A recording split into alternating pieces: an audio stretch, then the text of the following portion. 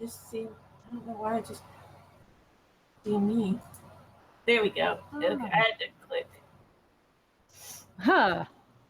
Hello, everybody. Welcome back to Beery Good Entertainment. This is episode 65. This is our politics and controversy episode. So, you never know what's going to happen. Except for the beer. Except for the beer. You know the beer is going to happen. Well, except for sometimes you only have beer you don't like and you mix it with Cayman Jack to make it palatable. Oh, that's okay. Remind us again which beer it was it was syrupy, right? You said it was syrupy. Yeah, I mean, I don't want to disparage the beer because maybe it's just me, but it was way too syrupy. Armageddon. It was more like cough syrup, and it says it's. I had one like that too. It was Dogfish Head though. It was like the Dogfish. It was one of the small Dogfish Head ones. I think it was their gluten-free one. It tasted like it was really thick and grody. Too sweet and too syrupy. Yeah. It's just like. Yeah. And I think I had like 4 pints of it, and I'm like, and that's all the fancy beer I have left. I have nothing left. Oh. Yeah, I had to go in search of something today, and I found. Luckily, I actually found something I was looking for. I wanted something savory. Yeah. So I found Freehand. Oh, never. And it's fancy because it's got a cork. That is fancy. That's the big guns right there. And they call this. This is called Dens. It's a black saison. Oh, nice. So is it going to be tart and black? That's farmhousey. I'm expecting farmhousey. Okay. So a little more yeasty, maybe. That would be nice. Either yeasty, yeasty tart would be nice. I was in the mood for something either tart or salty because we've been walking an enormous amount. Yesterday we went 14 miles. How can you do that? I went 2 miles last week and I thought I was going to die. Okay, when we started out our adventures, originally we could barely get 2 miles without like dying. We looked at each other and went, okay, this can't happen. We've got to do better than this. I guess. And from then on, we've been working our way up. And finally we figured out that from here to one of the further Safeways is 9 miles. Okay. So we worked up to that. And then we decided to go all the way to Bald Hill, which is there and back is 14 miles. So it was a progression. We didn't automatically just jump into 14 miles. The first time we did the 14 miler, I thought I was going to die. I would too. I was like halfway on the way back, I was like, I'm thinking about calling an Uber. I would too. I would get there and I would have to call an Uber. Oh, I got the chat. Okay, I have no idea. I'm not very good with corks and I'm afraid of them. Yeah, I don't like corks either. That's why, as much as I like champagne, that's why I don't get it. Not bad. I got it was on little. Good for you. It was pretty normal. Okay. Actually, it smells nice. Let's see what it looks like. It is dark. It is super dark. Yes, it is. Well, it said it's a dark Freehand. You didn't lie. Oh, look at the nice head on this. That's very pretty. Wow. So, I mean, dark malts can make a saison. Yeah. What is that? That looks more like a stout. It smells coffee-like. This is, remind myself, this is 6.7%. It's not too bad. Respectable. It's very respectable. Mm. Wow. Yeah, you can definitely taste. This does not really resemble any farmhouse or saison that I'm very used to. It is very coffee-like. This tastes a whole lot more like a black lager That than makes sense. than a farmhouse. There's none of the Yeah, farmhouse tang to it, except yeah, they get maybe used a to little bit in the that. back end. Maybe. Definitely smells like coffee. Tastes a little like coffee and chocolate. So not like a saison.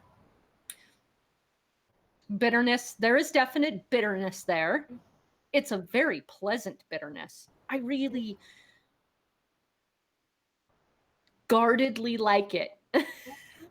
I think I needed to warm up a little bit before I Yeah. make another, so in a few minutes, maybe I'll come back to it after it's warmed up just a little bit.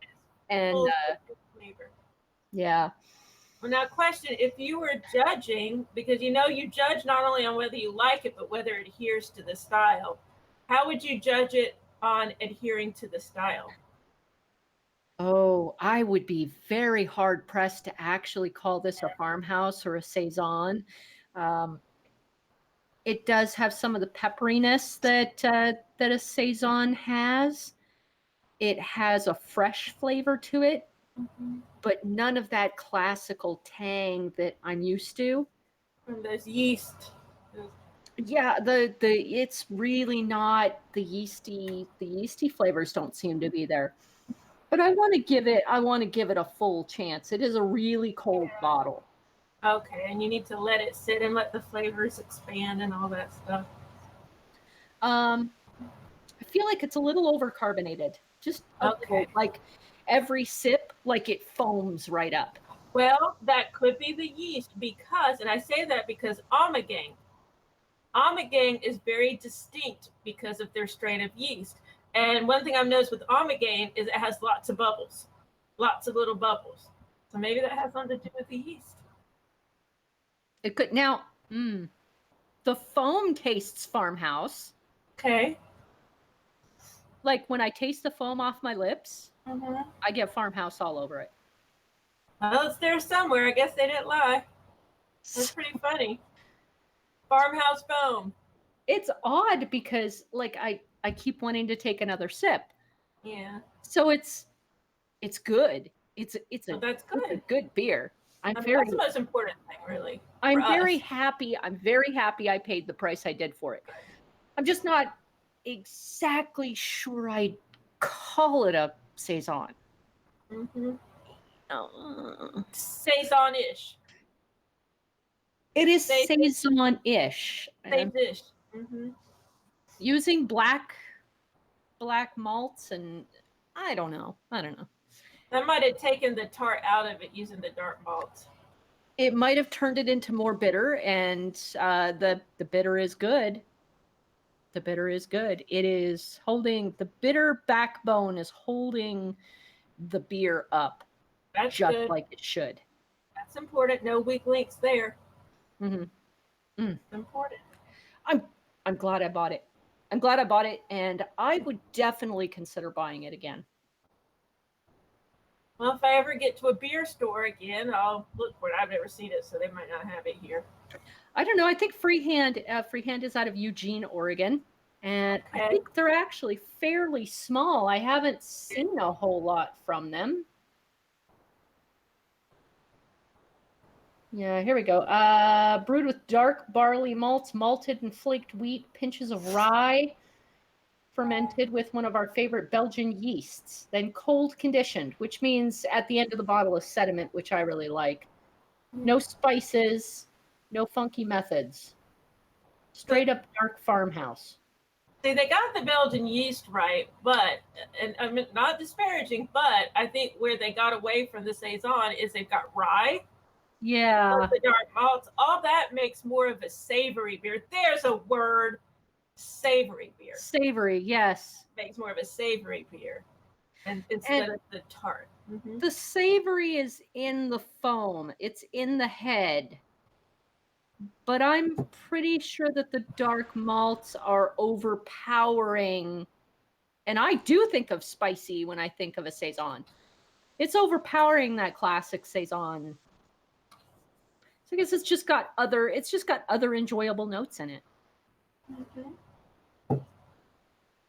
And someone in the chat asked, hello, what are we drinking today? So yours is called Freeform. Freehand. Dens. Black Saison. D-E-N? D-E-N-S. Dens. Okay. Black. It's a teeny tiny little right there. Okay. Look at that. I like the label. I like the artwork. It's pretty label, yeah. It's pretty. It's very pretty. Oh. Okay. Oh, someone from New Zealand. Thank you. I've never been to New Zealand, but I love it. Never been there. Yeah. I hope I get this name right. Taiski mix. Taiski mix. That's interesting. Can you tell us what your favorite beer is? Good beers and hops here. I don't know about New Zealand, but I know I like Australian hops. Oh, we got it right. You got it right. Yay. Taiski mix. I know I like Australian hops. I've never had New Zealand hops. But, we do get some New Zealand hops here. They're very innovative and very hard to get. Okay. He said he loves, or she says they love a good porter. Me too. That's one of my favorites.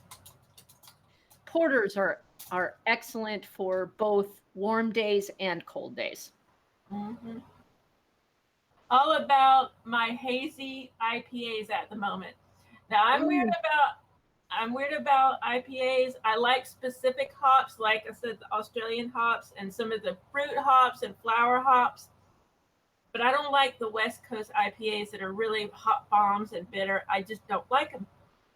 Yeah, I picked up for my second beer today, I picked up Mazama's Juicy IPA. And yeah, I like hazy IPAs too, as long as they are juicy as well. Yeah, we need to be juicy. For hazy beers, I really prefer hazy wheats. Mm-hmm. But I drink those way too fast. Yeah. When it's hot, I like light beers. Mm-hmm. You know, like I've got a Goza in there. I forgot the names. I forgot the name of the brewery, but it's really good. I'm just waiting. I'll probably drink it tomorrow, or I might drink it tonight if I run through this. Okay. He's doing the thinking emoji. As it warms up, it's getting a little the Saison along the middle of my tongue. So yeah, I can taste the Saison, but you really got to leave it out for a little while before you. It's a Trojan horse. It's a Trojan horse. Trojan Saison. It's wrapped in a package of rye and malt, but then you get to the tart yeastiness. Yeah, right there along the middle of my tongue. Very pleasant. I thoroughly enjoy it.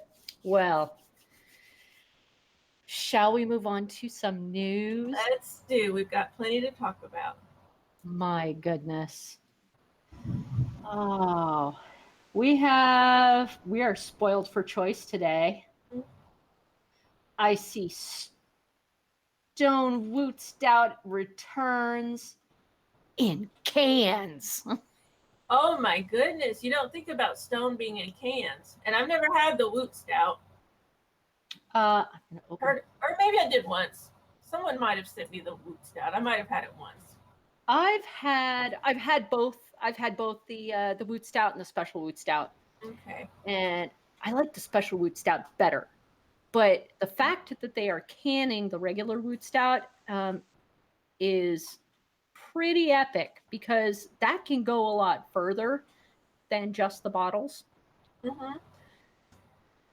It's actually here in the United States, if we put something in a can, it is more likely to go further across the United States than if you put something in a bottle. Doesn't spoil as fast. It's lighter. That's a big bonus. Which is weird. We're not likely to get it up here in our area of Oregon. Mm-hmm. Believe it or not. I'd have to, I'd have to bribe somebody to get it to me, but man, the lovely flavors of Stone Fruit Stout are really amazing. Well, luckily we know someone in Southern California. That is true. And he is bribable. And I think that's how I got it before. I'm pretty sure he sent me some. I think he sent me the special as well. Yeah. It's good to know people. Totally legally. Mm-hmm. Yeah. Totally legally, yeah. We're not going to do anything bad. Legally. We love beer, but we're not going to jail for it. Because we don't have beer in jail. No. If you have beer in jail, it was made in a toilet. This is a train spotting episode of Beery Good Entertainment. We talk about what is made in toilets. So this stone farking weed and woot stout, get that name out of my mouth. I still am angry with Will Wheaton. But anyways, it's brewed with pecans, wheat, and flaked rye. That's a lot going on there. And it's already been released. It was released the week of July 28th. All right. 11.5%, but only 45 IBUs, which is what I love. That's okay. I love that they didn't pile, like Stone tends to pile in the IBUs. They tend to be hot bombs, which is why I don't drink them that much. But this is not. It's actually fairly tame on the IBUs, so you really get the flavor and you don't get your tongue smacked around. Well, and it looks like that's what they're going for because the description says it's smooth and creamy, which is not what you think of when you think of hops. So it looks like they want to highlight the pecans and rye and bourbon barrel and all that. They want the savory, smoky flavors as opposed to the hot bomb. And I really I got the nuts off it when I drank it. Okay, cool. That's I didn't say anything, but I'm glad you got your nuts off. Because you want it. You want to have a good time. You really do. You pay money. You want to have a good time. And, as long as everyone's willing and it's safe, that's all that matters. Well, anyway. Look for it in 12-ounce cans wherever you are. And if you don't see it, start yelling at Stone. Well, it says availability nationwide. That's good. So if your store doesn't have it, right here, I'd be looking in market of choice,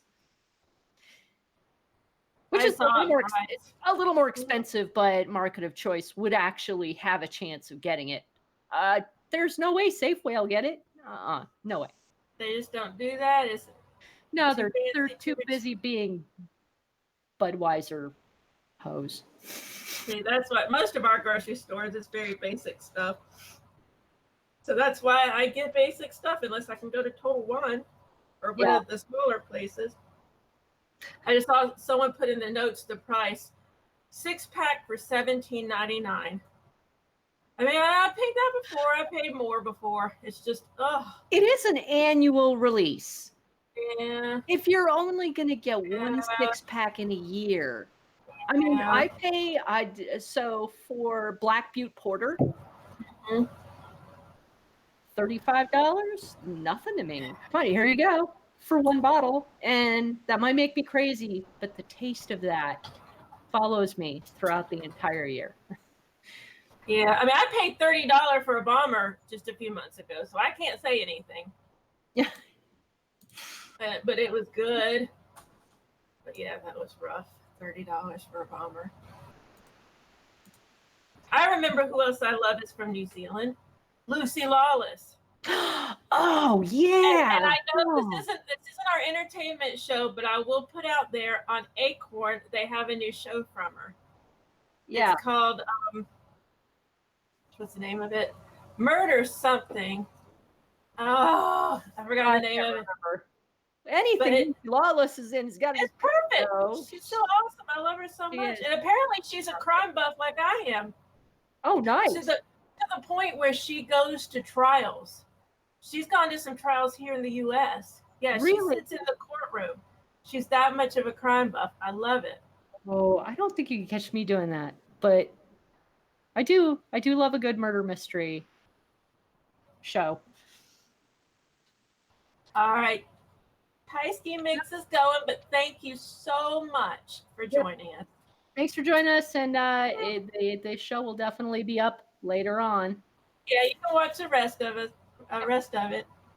Thank you very much. Alrighty. More news. So much. What else?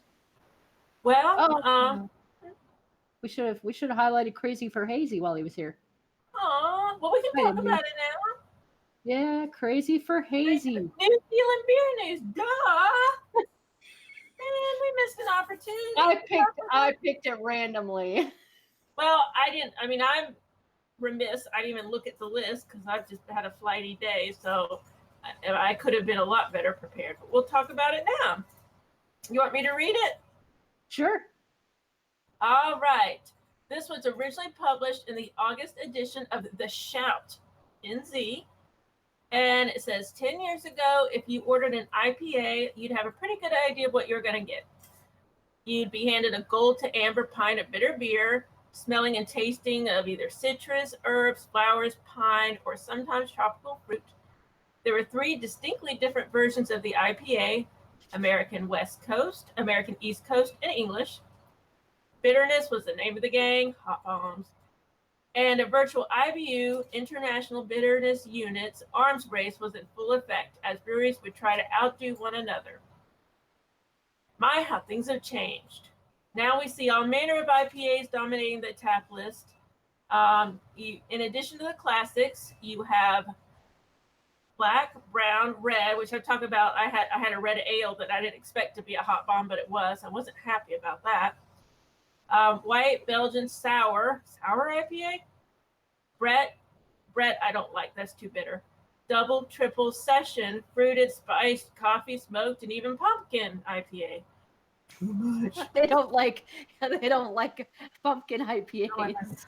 Well, pumpkin is a, it's a crapshoot with me. I'm weird. I like the spicy pumpkins.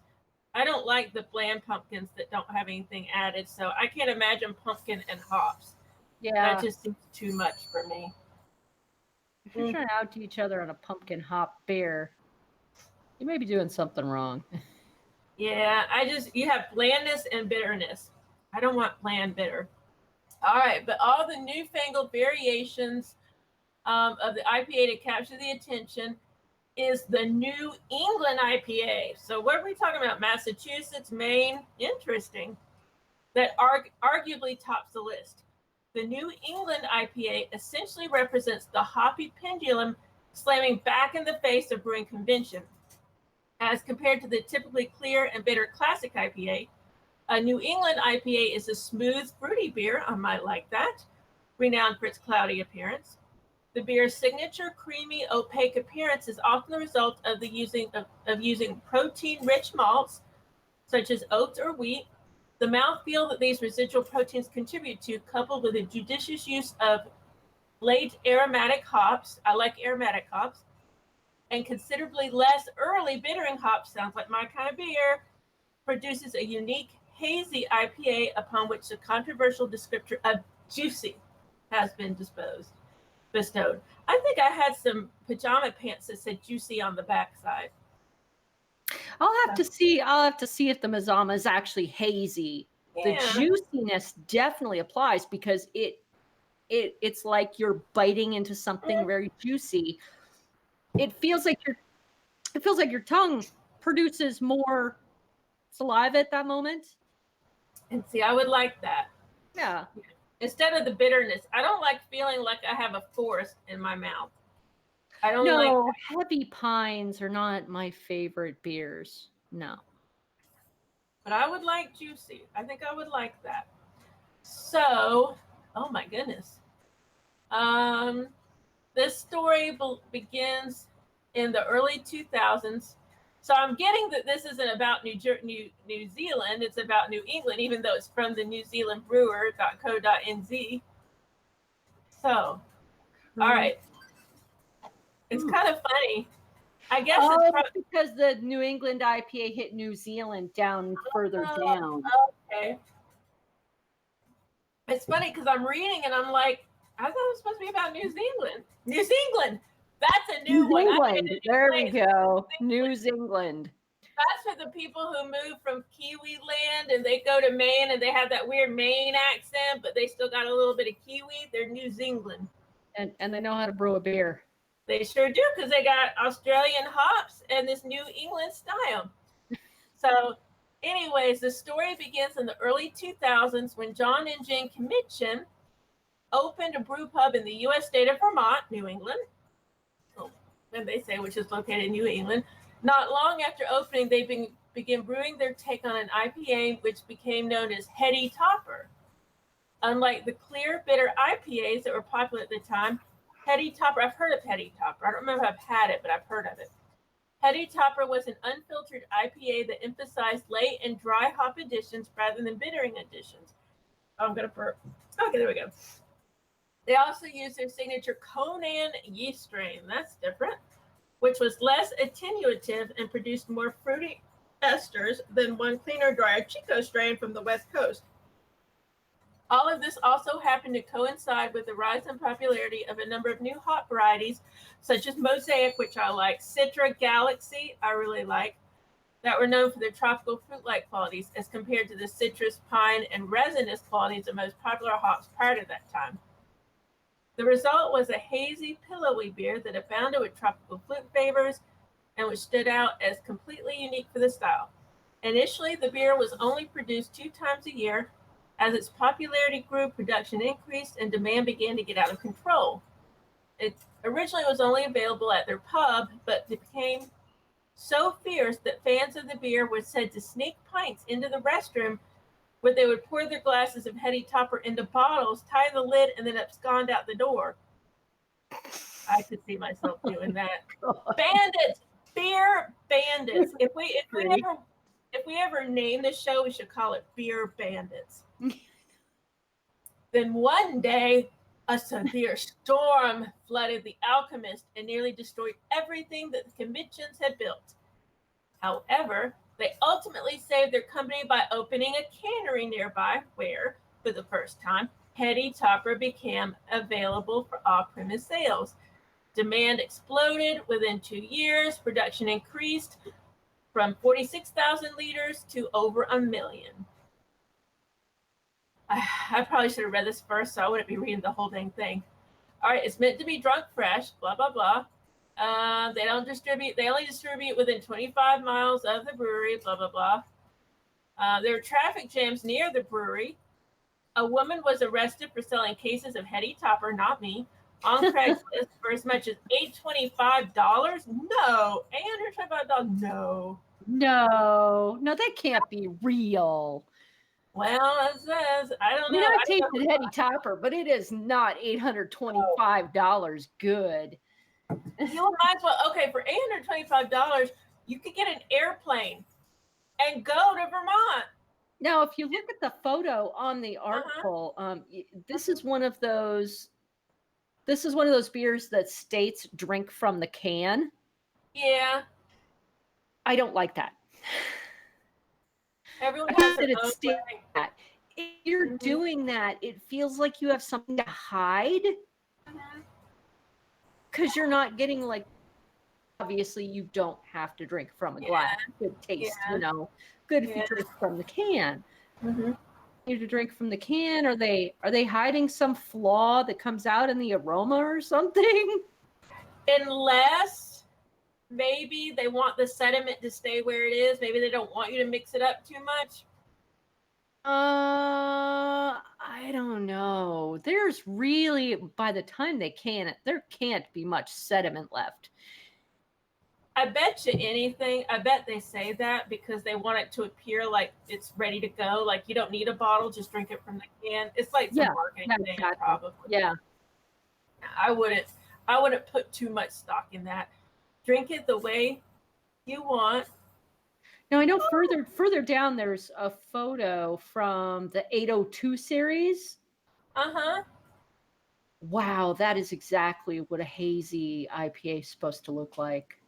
Oh, it's down. It's from McLeod's Brewing Company. Oh yes, that is beautiful. It's almost orange. Yeah, it's like an orange. It looks like orange juice. It's hazy, and it's got a nice big thick head on top. Man, that is exactly what it's supposed to look like. It makes you want to drink. Yes, I want that. It's viscous. It has meat on its bones. Yep. I want that. Okay, now it says there's controversy. This is a controversy show. And cynicism. There is a fair deal of myth, fanaticism, and gimmick, like we just said, surrounding the style. That said, it also represents a refreshing reprieve from overly bitter beers, that sounds good, that have often been self-described as palate crushing. The person who wrote it thinks that the New England IPA is a delicious style of beer that offers the drinker an opportunity to enjoy an overtly hoppy beer without the challenging bitterness normally associated with the style. Just remember to drink them fresh, which makes sense, whenever possible on tap, and ignore the hype. That reminds me of something that still pisses me off from that place we used to belong to, that show we used to do. Yeah. Because I was talking about, I got a beer from ABC, and it tasted weird, and I couldn't figure out. And when I had to shine a light on the bottle to see the bottling date, and it had been like 3 years prior. Oh, no. Yeah. And they were making fun of me. They said, I wish the beer store would age my beer. I wish they would do that. I'll gladly get that. And I got so pissed. I said, not if it's an IPA. Yeah. Not if it's supposed to be and it's not a triple IPA. If you've got a triple IPA, maybe it'd taste okay. But then if you age an IPA for that long, more than likely you're getting garbage flavors. Yeah, it's going to be garbage. That pissed me off. And this was like 3 or 4 years ago, and I still remember it. That pissed me off. Yeah. I was like, not if it's a fresh beer, not if it's the wet hot beers, not if it's like that, you don't want to. No, not at all. And obviously this one tasted weird, so obviously it wasn't good for the one I drank. That just pissed me off. I wish my bottle shop would age mine for me. I just wanted to hit something over the head. It just pissed me off. That was one of the breaking points. Well, I know these are McLeod's Brewing Company, and then Deep Creek. These should all be the New Zealand ones, right? Oh, I see. So we're down. Oh, okay. Yeah, New England IPA hits New Zealand. So a whole bunch of New Zealand beers came out, like Garage Project and Lid Ripper. Oh, okay. But these are New England IPAs, but are they just being exported to New Zealand? No, I think these are New Zealand brewing companies creating their own hazy IPAs. Oh, okay. Because it says Garage Project. Yeah. I'm sorry. Go ahead. Cheekily entered their New England IPA into the annual West Coast IPA Challenge.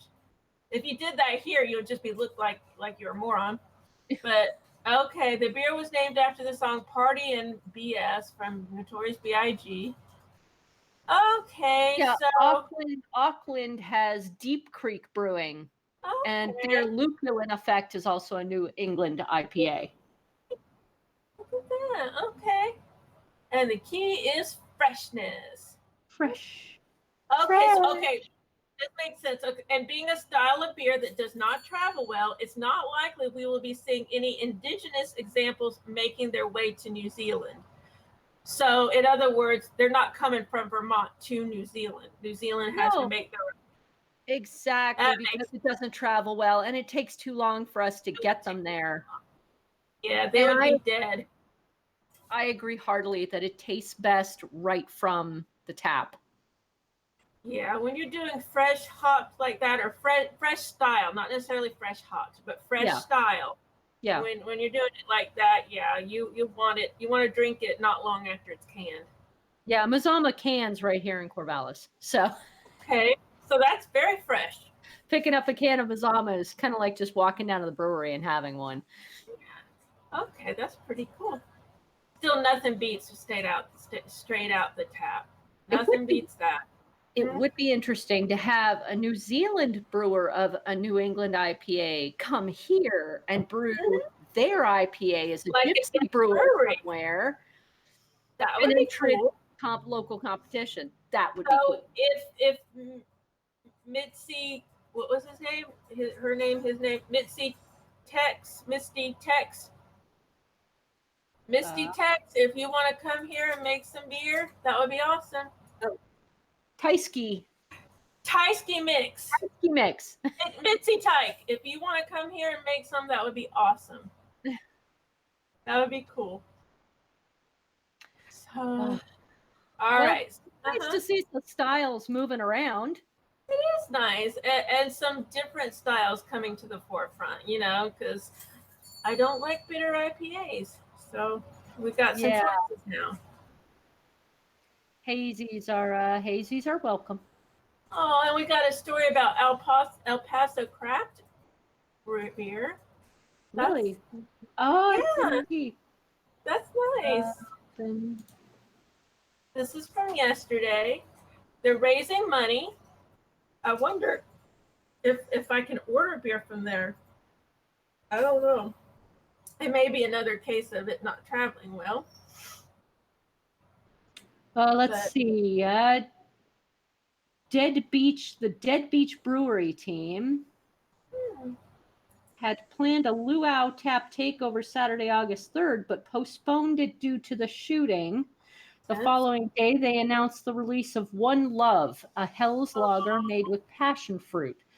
100% of the proceeds from each $6 pint sold. Good. Dead Beach said, "We love each and every one of you. We are one love."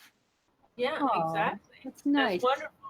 The day following the shooting, Aurelia's Bottle Shop and Brew House invited first responders into the tap room, thanking them with their first pint on the house. That's nice. Wow, there are a lot of breweries that really got in there. Well, this is their home. I mean, even 500 miles away from El Paso, Blanco-based Real Ale Brewing pitched in. That's good. Solidarity. You don't mess with Texas. Breweries do tend to come together, which is another reason why I like them. You know that the fierce competition in selling beer is only overshadowed by, you know, if you're trying to make something that really has a meaning, other breweries will come together to help you make it happen. There tends to not be a lot of spitefulness with the competition. Most of the time, absolutely, which is makes for a lovely community. Well, and they're all in it to make craft beer more prominent and to save their trade, because, you know, craft brewery close all the time because it's so hard to make money at it. It's so hard to keep afloat. And so it only serves them well to band together. Yeah, and even growlermag.com put out an opinion that craft beer is dying. Yeah, it is sad. It's like, I don't know, maybe, I mean, it may have hit a plateau, but I don't think it's dying. Well, Simon Nielsen, the head brewer of Central Waters Brewing Company, has worked in the industry for 6 years, and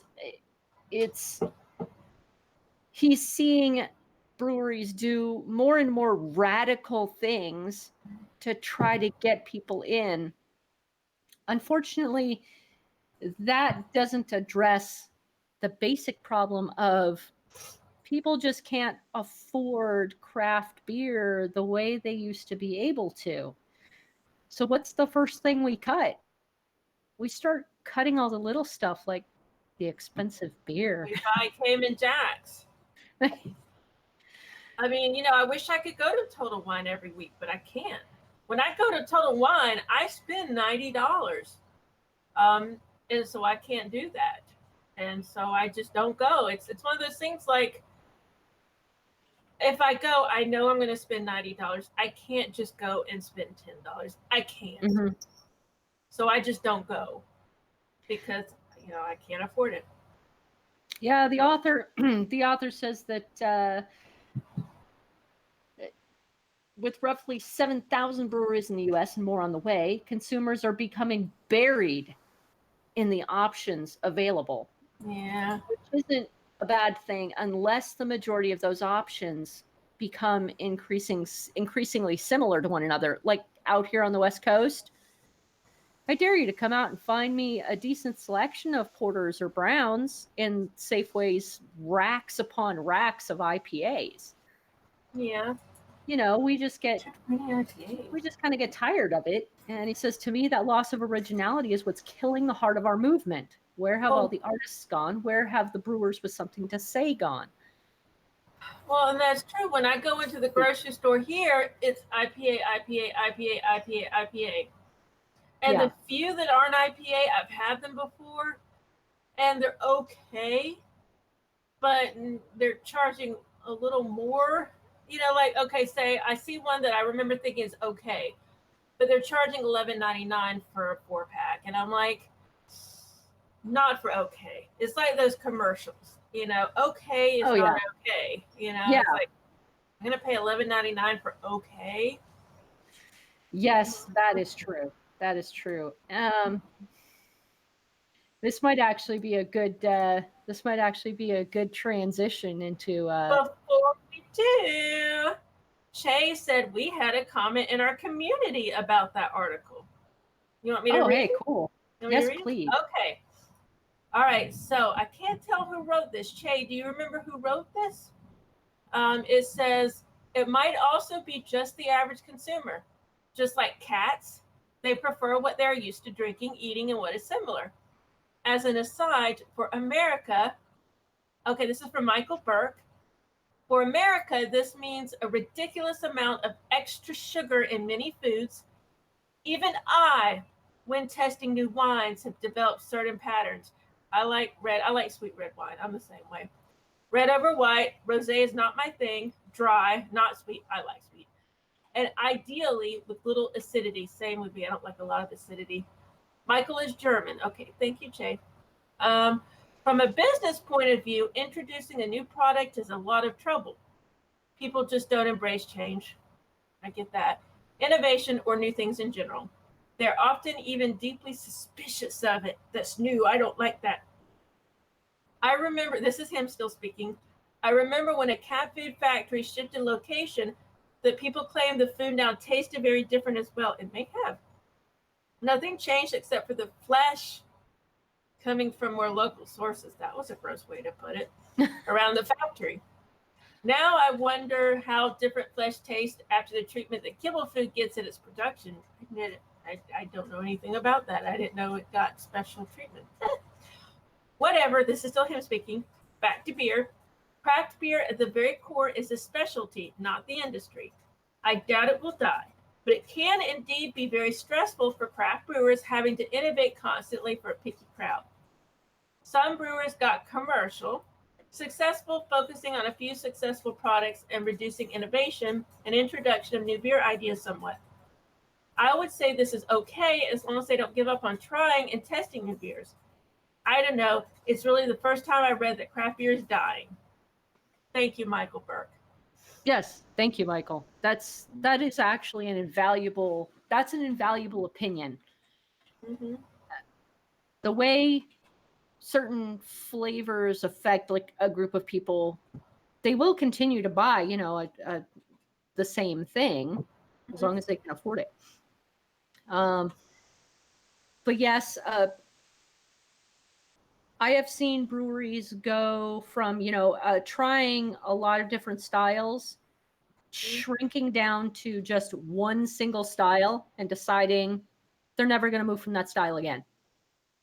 And that might be okay if they can get really good at that style. I mean, they have to be super great at that style. And as long as they have enough distribution, because people are going to get tired of it after a while. I mean, if you're only doing sours, right? You can't expect somebody to come there day after day after day after day after day just for sours. Eventually, they're going to want something else. But you can argue if they want something else, they can go to the next brewery. That's very true. Yes. I mean, if someone wants to specialize, go ahead. I do agree. I think a brewery should have at least a solid few basic beers that they do this pretty much the same way all the time, and that's your dependable. Yeah. And then continue to branch out with other experimentals to find out what people enjoy. But if you cut out all the experimentals and just say, we're just going to take these basic ones, you're losing your creativity. A good example is there's a brewery here, won't name a name, but all the beers they mass produce and that go to the grocery store, I don't like. Every single one of them, I don't like. I've tried them over and over again, and they're just okay to not good. But they have a brewery downtown, and I've been there 2 or 3 times. And every time I go in there, now I don't like the taste of bitter hops, but I love the smell. I go in there and I smell the hops. And they have specialty items in the tap room that they don't have canned. And I get it, and I like it every single time. So they're one-offs that they produce that they only do in the tap rooms are wonderful. And I'm thinking, WTF, people. But this goes back to what Michael was saying.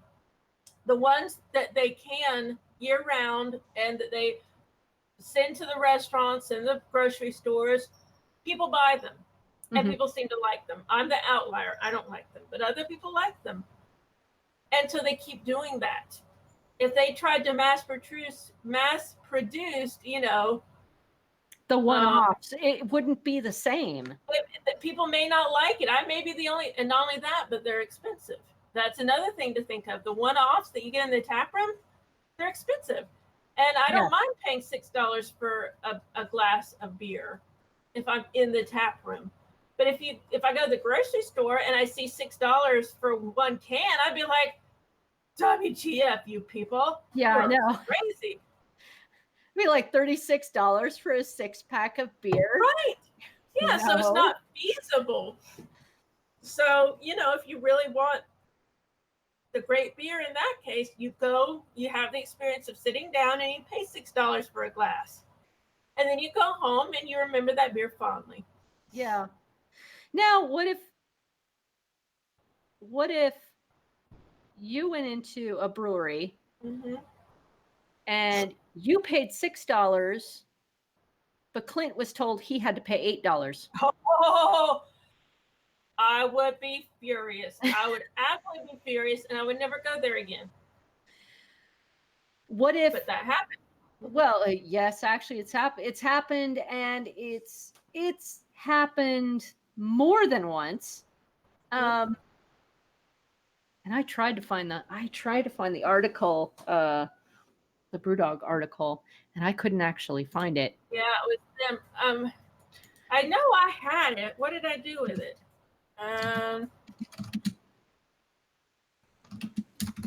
Charges. Let's see if I can find it. Oh, here we go. Here we go. Found it. Man successfully sues BrewDog for £1,000 after being told beer was only on sale to women. The pink IPA one. Bad idea. It was to hide. No, actually, I agree with it. I mean, I totally disagree with you. I totally agree. All right, that's fine. This BrewDog's was entirely to highlight the gender pay gap. This is very similar to people blocking a bridge in order to highlight the differences and the difficulties that some people have. If all of a sudden you find out that you're being made to pay more just because you're a certain gender, or you're not allowed to buy something because you're a certain gender, that clicks something in your brain that goes, well, that's not fair. So if you turn it around and say, well, you're a man, so you actually can't get this. All of a sudden a guy is going to get pretty upset. This is, well, that's not fair.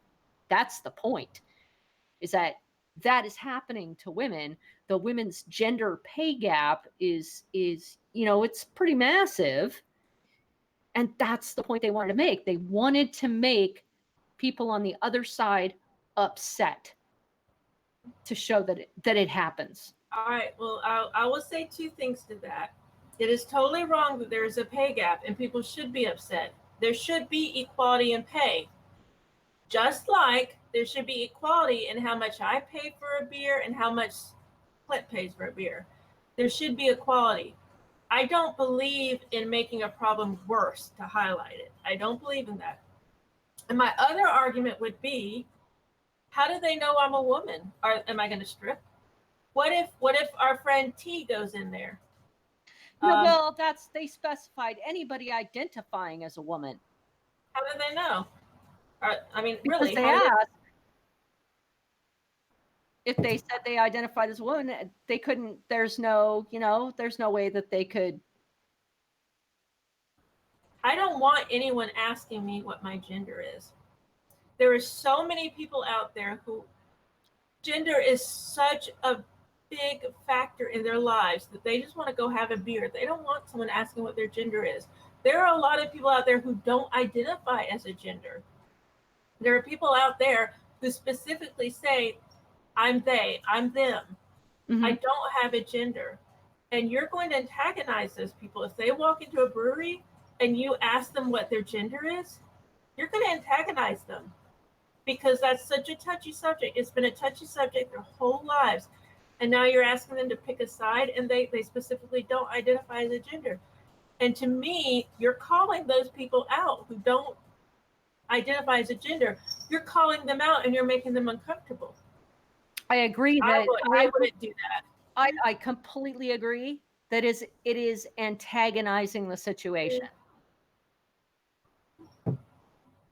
I still agree with it as a marketing technique, not as it should a specific time limit or just a specific product, not all the time. Now, if you're doing this, like if you're just saying, okay, from now on, we're charging women this price, we're charging men this price.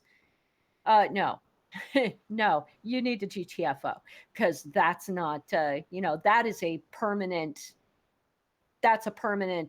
way of discrimination.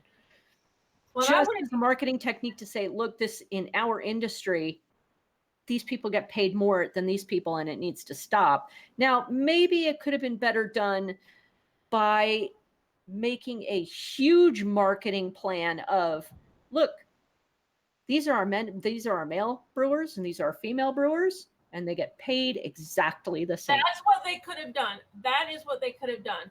To make this marketing, to me, a marketing technique is a lot like a stunt, and this felt like a stunt. And it's not helpful. That's my opinion. It's not helpful because it doesn't help women. It's just like having a ladies' night, which some people say we shouldn't have ladies' nights either. But it's just basically having a ladies' night, and that doesn't help anyone. That's been happening for years. It's not a big deal. They could do something more meaningful by showing people that there is a pay gap and saying we pay everyone the same. Not that we pay women more. That would be wrong too. We wouldn't say we pay women more. We say we pay everyone the same based on their job, maybe. I mean, an entry-level job makes this much.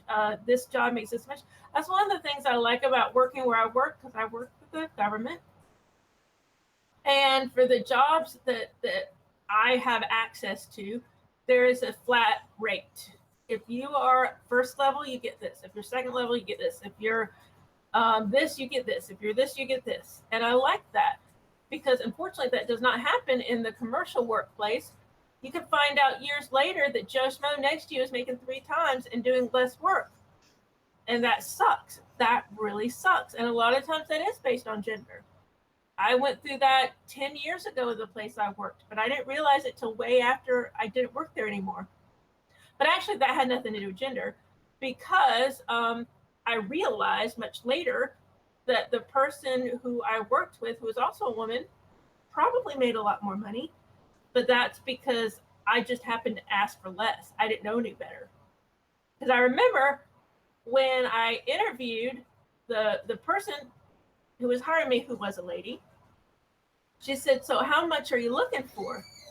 And I gave the amount that I made at my last company, which was a government company, and paid crap, apparently. I didn't know that until later. This was like 10 years ago. And I didn't know they paid crap. So I gave her the amount I made at my last company, and her eyes went really wide, and she was like, and I remember thinking, that's weird. Why did her eyes go like that? And I realized later, I thought about it, and I was like, these other people who have Rolexes and nice cars, who do the same job, they're not making what I make. And so in that case, it wasn't gender, it was just I was naive and I didn't know any better. So there is a pay gap for a lot of people, but you don't solve that by charging $2 more from one gender and than the other. You change that by educating people. So maybe they could have had some workshops on how to ask for raises and how to worth yourself, how to find your self-worth and ask for what you should get. I think that would have been better than a stunt. I mean, to me, that was a stunt. And I just think it was a very bad taste because I don't want anyone asking me my gender. If I go into an establishment, if I went to a grocery store and someone asked me my gender, I'd walk out. Mm-hmm. I don't want anyone asking my gender. I don't want anyone asking my friend T his gender. Because, frankly, he has boobs and stubble, and it would be taken the wrong way. He would not take that. Well, there's no other way to take it but the wrong way. Yeah. He would be pissed. He would probably punch the person out if they asked him his gender. So I personally think it's a bad idea all around.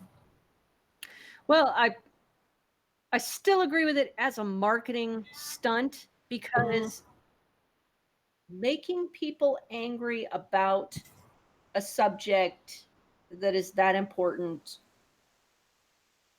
works more than just offering plain information. Now, it's possible that, being blatant about the fact that they are paying their men and their women who are equally, who are on equal levels, that they pay them the same, may shame some other breweries into doing the right thing. Because as soon as people walk in and go, well, they're paying their people like this, why aren't you?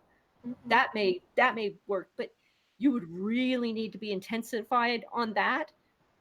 And people respond a lot more to being picked at and being made angry than I still think it's a gimmick. Method. I still think it's a gimmick because it doesn't help. It is a gimmick. And I'm a woman. It raises an enormous amount of awareness. I'm a woman and I'm pissed. If the point is to piss off men, well, you've done that. Yes. But you pissed me off, and I'm a woman. I freely identify as female. There's not a male bone in my body. I cried today because I forgot to pay the mortgage. I am completely and utterly female. But that pissed me off because, first of all, I don't want anyone up in my gender business. I don't want anyone asking me that. And I have friends who don't. They either identify differently than their anatomy may say, or they don't identify. They don't have any one gender. And to ask them that question, I mean, even if you're freaking applying for a job, you can, I don't know about gender, but I know race, you can refuse to answer. Mm-hmm. So to say, we're going to charge you differently based on what we think your gender is, or if you don't identify, we're going to charge you more.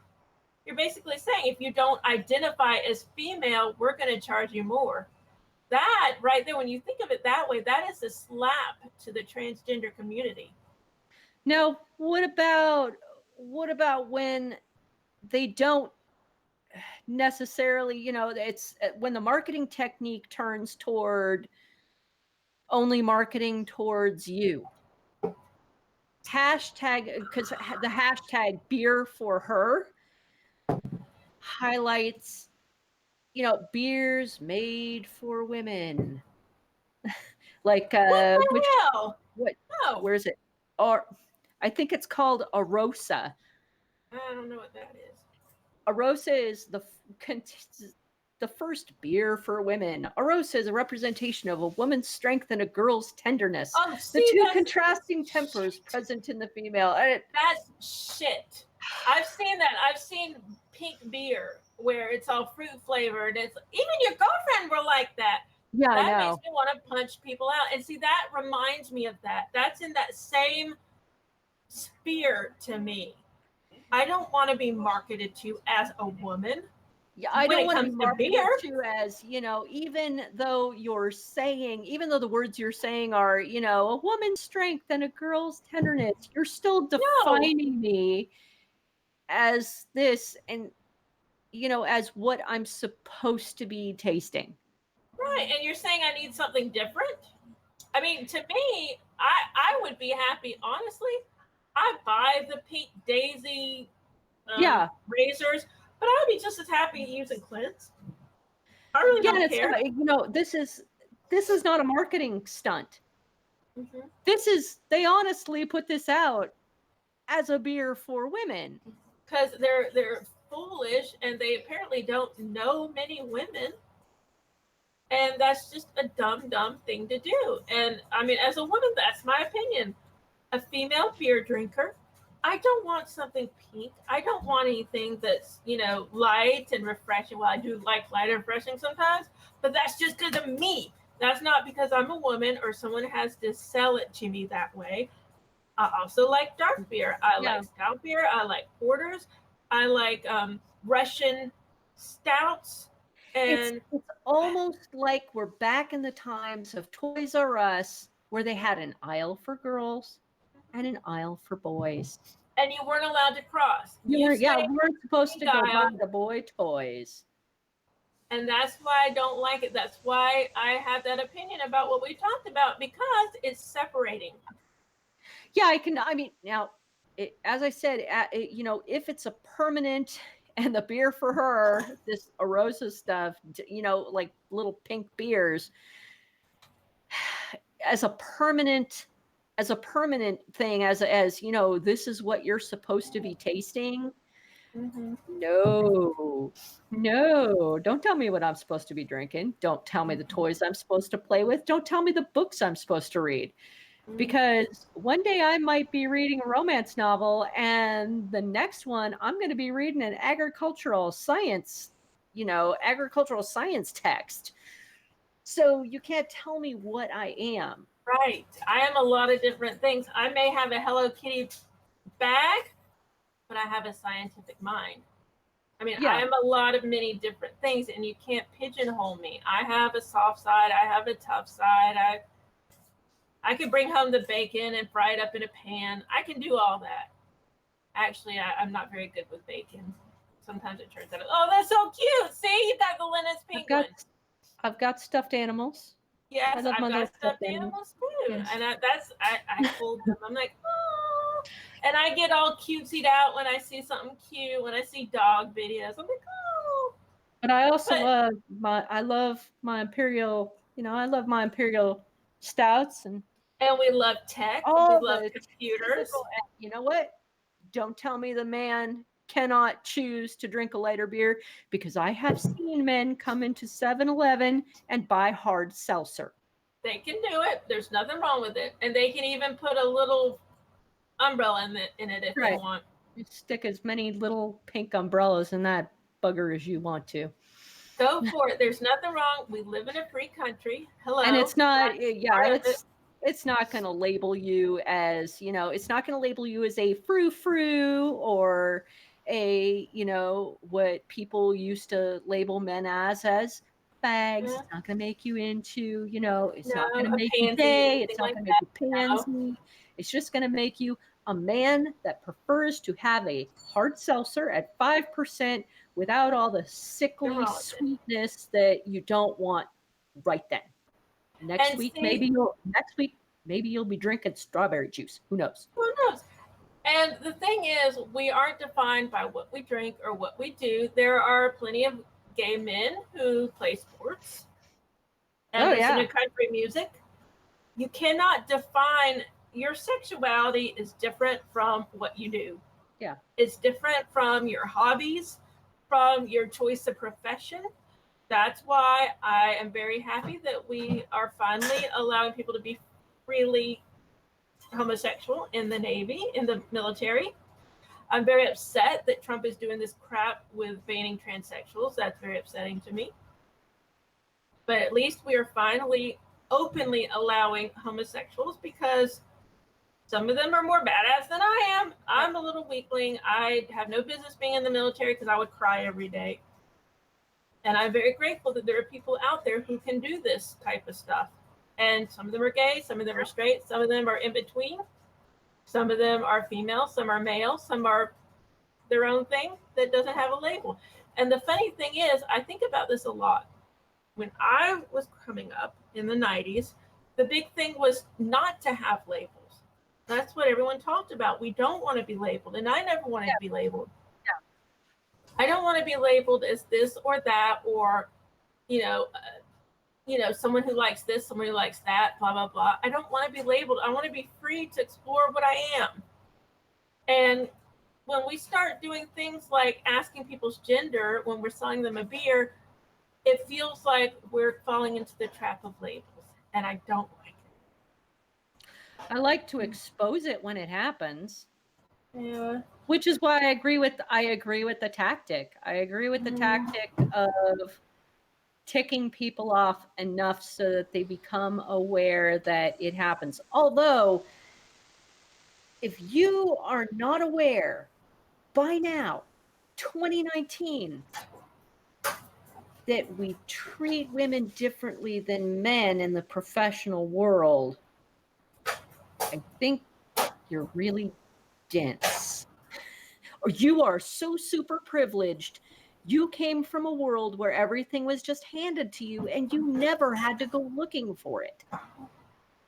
So maybe those are the people that need to be poked. Not like us, like working class people. Like we come across this every freaking day. Yeah. Every single day. So yeah, we are well aware that it happens. So I don't think we're the target audience. Well, and let's change the tack a little bit. What about the article where there is a music festival and they were charging more for white people? How do you feel about that? Oh, hell no. Right? Hell's to the no. Exactly. Hell no. F-U-C-K no. That'd be like me going to a fireworks stand with my neighbor, the lovely Mexicans from next door. Yeah. And they tell the Mexicans, oh no, you have to pay 20% more for these fireworks. What? I would be furious. I would be furious. No. And this got exposed because one of the people who was slated to play there, in her article, I think she wrote the article, or it was like a blog post or something. She said she didn't even agree to be part of it. Someone put her name on it. But then she thought, well, I'll go ahead and do it, whatever. And then she found out that they were charging more for white people to buy tickets than black people. Or I guess non-white people. Yeah. And she was furious and pulled out. Well, her reasoning was she's mixed. So in her mind, she's betraying that part of her that's not white. And my opinion is, because she's mixed, you're asking her to identify as either black or white when maybe she doesn't want to identify as either. You're asking her to choose. She has both in her. Why are you asking her to say, I'm this as opposed to that? Now, unfortunately, 23andMe took away the little bit of non-white I had. They gave me like a little tiny bit of Ashkenazi Jewish, which is still white, but not, the white that I'm used to, and a tiny bit of Native America, and then I went in there again and they took it away. So well, they didn't necessarily take it away. It's just that more people in your subline have been tagged in there. So that part shrank and shrank and shrank in the percentage until it became non-recognizable. I know it's still there. It's still there. Upset me. I had a tiny bit of myself that wasn't like the whitest person in the room, and I was excited, and they took that away. But anyways, so I am so white. You should probably shove me in a saltine box. But that's for like a whole festival. That's like the whole festival. That's like under the permanent, not just one little product. It's not so like wrong. It's not like having just one item. One beer. Yeah. It's like, no, to have access to any of it, you have to pay more because you're white. That's not a marketing tactic. That's just mean. Prejudice. That's prejudice. That's prejudice. It's not, and unless they actually made a big deal of it, they lost the purpose of it. You need to make a big deal of it in order, and then later on, you need to offer a factor that brings back that value to the customer, so that the awareness is eased. See, I don't think that's where I disagree. I don't think charging us to become aware is going to work. I mean, you're charging us more so that we have the opportunity to learn. That's what it sounds like. Well, are we going to really learn at a music festival? And who are they to tell us that we're going to learn? Who are they? Who are these people who are going to teach us? And what are they going to teach us? I mean, they don't know me. I don't know them. No, that is not the appropriate, that's not an appropriate arena for a protest stunt. You just can't. It really isn't. It's not, they're not, and unless you've actually made a huge deal that this is what the festival is for, is to highlight differences. Maybe. Like we're going to spend this entire time highlighting how the difference between how we treat white people and how we treat non-white people. Unless you've done that, you have not accomplished your goal. You've just wound up pissing a couple people off for no reason. Well, and even then, even if they were trying to make some sort of grand point, which I don't think they were, but even if they were, you don't charge people more because of their race. It's wrong. First of all, you can't tell someone's race by looking at them. There are a lot of people who are biracial who don't look black, or some don't look white. Yes. You can't tell. And are you going to say, what is your race? That's going to piss people off. And what if you don't believe them? What if they say, my mom was black? Not unless the whole event is based around that, and you make it clear in the beginning that this is what the festival is for, and you don't actually charge them differently. People just think they're being charged differently. No, it's, in order to piss people off enough that some people get charged this and some people get charged that. That's a social experiment. It is a very social experiment, but it belongs in the correct context. Well, and you're not supposed to experiment on people without their permission and knowledge. So it's it happens all the time. But you're not supposed to. It's not right. It's not right. You're not supposed to. Put that in most. I don't like it. I don't like it. It's bad on all kinds of planes. It's just bad.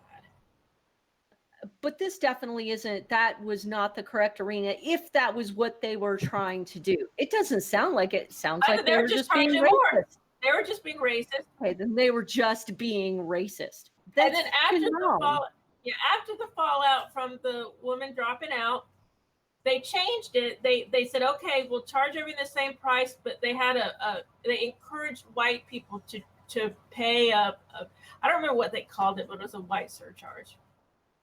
I'm like, no, that still doesn't work. There's so many. I'm going to lay down the reasons why it's wrong. There are so many reasons. The most obvious is you should not ask someone their race or assume their race, and their race should have nothing to do with how much they paid to get into an event. It should have nothing to do with anything. If we're up to me, no one would ever ask race on an application unless it's a thing where they're trying to get restitution for something. Like if you're Native American and you're at least 25% Native American, you can get certain benefits. That's the only time you should ask race. You should not ask race of anyone. That's my number one reason for not liking it. Other reasons are you can't always tell what someone's race is, because if you're mixed, you could look a certain way. Like if you looked at Nicole Richie, Lionel Richie's daughter, if you looked at her, you would say, she's white. She's white. She's white. If you looked at Paris Jackson or her brother, what's his name? Prince Jackson, I think, something like that, you'd say they're white. They're white. They're white. They're white. But they're not. They're mixed. And so if they walked in that festival and said, no, I'm mixed, they would be the people at the toll, at the whatever, where they come in would be like, no, you're not.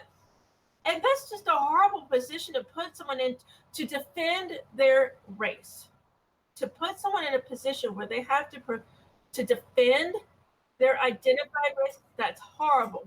For race, just for equality. That's something that do on a daily basis without having to do it blatantly. Oh, yeah, to get into at a music festival, that's not an appropriate time to be trying to make a statement. Right. It's not.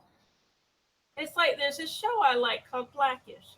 And one of the stars is Tracy Ellis Ross, and she's the daughter of Diana Ross. But her father was a Jewish Caucasian man, and so she's mixed. That's why they call it Blackish, because she's mixed, and of course her children are mixed. And the person who played her father, well, they had her father on, the character of her father, and it was a very touching moment because he said, you know, to me, you were just my daughter. I didn't think of you as black or white or anything. You were just my daughter. But when I took you out and put you on my shoulders, people made it very clear that they thought you were black because you looked black. And so people around her pigeonholed her and told her what she was. So the point he made was people made that decision for her when she was 5 years old, that she was black.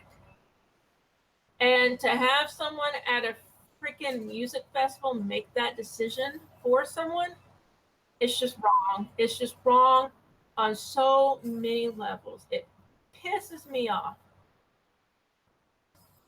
That is, that is very accurate, everything you just said. I've always been of the opinion that we should all be one person, not one person, but one. I live for the day when we're all one race, when we have mixed so much that there isn't one, or, you can't really tell someone's race. Will never be one gender, but, one race. Huh? I mean, I understand there are differences in everybody. Yeah. The thing we all have in common is every single one of us is human. Right. We are. Exactly. And that should matter. You just look at another person and go, you're human. You have red blood. You bleed. You like what they do. You may dislike what they do. Say, be because of the color of their skin or anything else, And that's why I try really hard to get along with people. There are a lot of people who don't have the same ideology I do. And I try to get along with them because they're humans. Now, there are points where I will stop if you're freaking outright racist and Nazi crap and stuff. I'm like, no. If you're a murderer, I'm like, no. But up until that point, if someone has a different ideological view from me, I try really hard to respect them because they're human. They're just like me. They're made of cells and blood and water and everything else. They have mortgages. They like coffee, they like beer, they like stuff I like, they don't like stuff I like. And I try very hard to be respectful to everyone. Yeah, you may rap. Yeah. Well, you're still human. It's their thing, and I don't always understand why someone likes what they want, what they like, but it's not my job to understand why they like what they like. It's not my job. It's not my job to understand why they like white wine when I like red wine. Oh. Okay. Yeah. Abilities. To the little boys, girls / room. I'm going to run off to the little humans room. You know, while you do that, I'll talk about an interesting discussion we had one time. One time, Linda and I talked about how restrooms may eventually go to one gender, boys and girls in the same restroom. I said I'm not ready for that. I'm just not ready. And that's something to do with me, because the restroom is the one place in the world where I can be free of a lot of pressures, and it's the one retreat in this world. And so I'm not quite ready to bring the male presence in there. But that's me, that's my psychological issue. Her point, I remember we talked about it, and she said it would be okay if the place where you wash your hands, like the lobby, so to speak, of the restroom. God, you are so fast. It's that Navy thing. I'm not that fast. It's the Navy thing. It's the Navy thing. The people at my work who are in the Navy or the military in general, they can go to the bathroom in 30 seconds. It takes me 30 seconds. You have 2.3 seconds. Go to the bathroom. I'm already done. I can't do that. I can't. I mean, I have bladder issues anyways, but I spend 15 minutes peeing. But anyways, what I was saying, I don't know if you remember, but we talked about whether we should have gender neutral bathrooms. And I said I wasn't ready. That's just me. That's my own hangups. I'm not ready. But you said, well, what if, the area where you wash your hands is gender neutral, but you have stalls and you can't see under them. And I was like, I could deal with that. Yeah, individual. I mean, they have it in, look, okay, so they don't have gender neutral bathrooms in Market of Choice, but they may as well, because all the bathrooms include a full ceiling to floor door. And I like that. And all, tiled all around. You can't even hear what's going on in the next stall. I can deal with that. That would be good. I would be okay with that. I think schools should do this too. Good idea. Why not? Because otherwise it causes too many children stress if they're not sure which bathroom to go to. Yeah, just give everyone privacy. And if you choose to change in the area, so be it. It's up to you. Whatever. What's really funny is I had a Lyft driver Thursday. Very nice man. And he dropped me off. I was working the late shift at work, so I decided to go to a cafe first and walk to work from the cafe. So he dropped me off at the cafe. He said, do they have a bathroom? And I said, because it was in an office building. The cafe was in an office building. And I said, they do, but it's in the middle part. You have to go into the actual office building to get to it. And I said, I'll show you. And so we went to the hallway where I knew the men's bathroom was, and it had a key code. It had a thing where you had to put the key code. And he looked at me and he said, it has a key code. And see, female privilege, I didn't know this because the female bathroom does not have that. I did not know that. So female privilege, I did not know that. Yeah, I did not know that. So I said, okay, well, let's go look. Because I went to where the female bathroom was, and the door was wide open. And I said, well, there's the women's restroom. And he said, I've got to go that bad. And he ran in, and I went, go for it. Now, see, here in Oregon, it really doesn't matter. If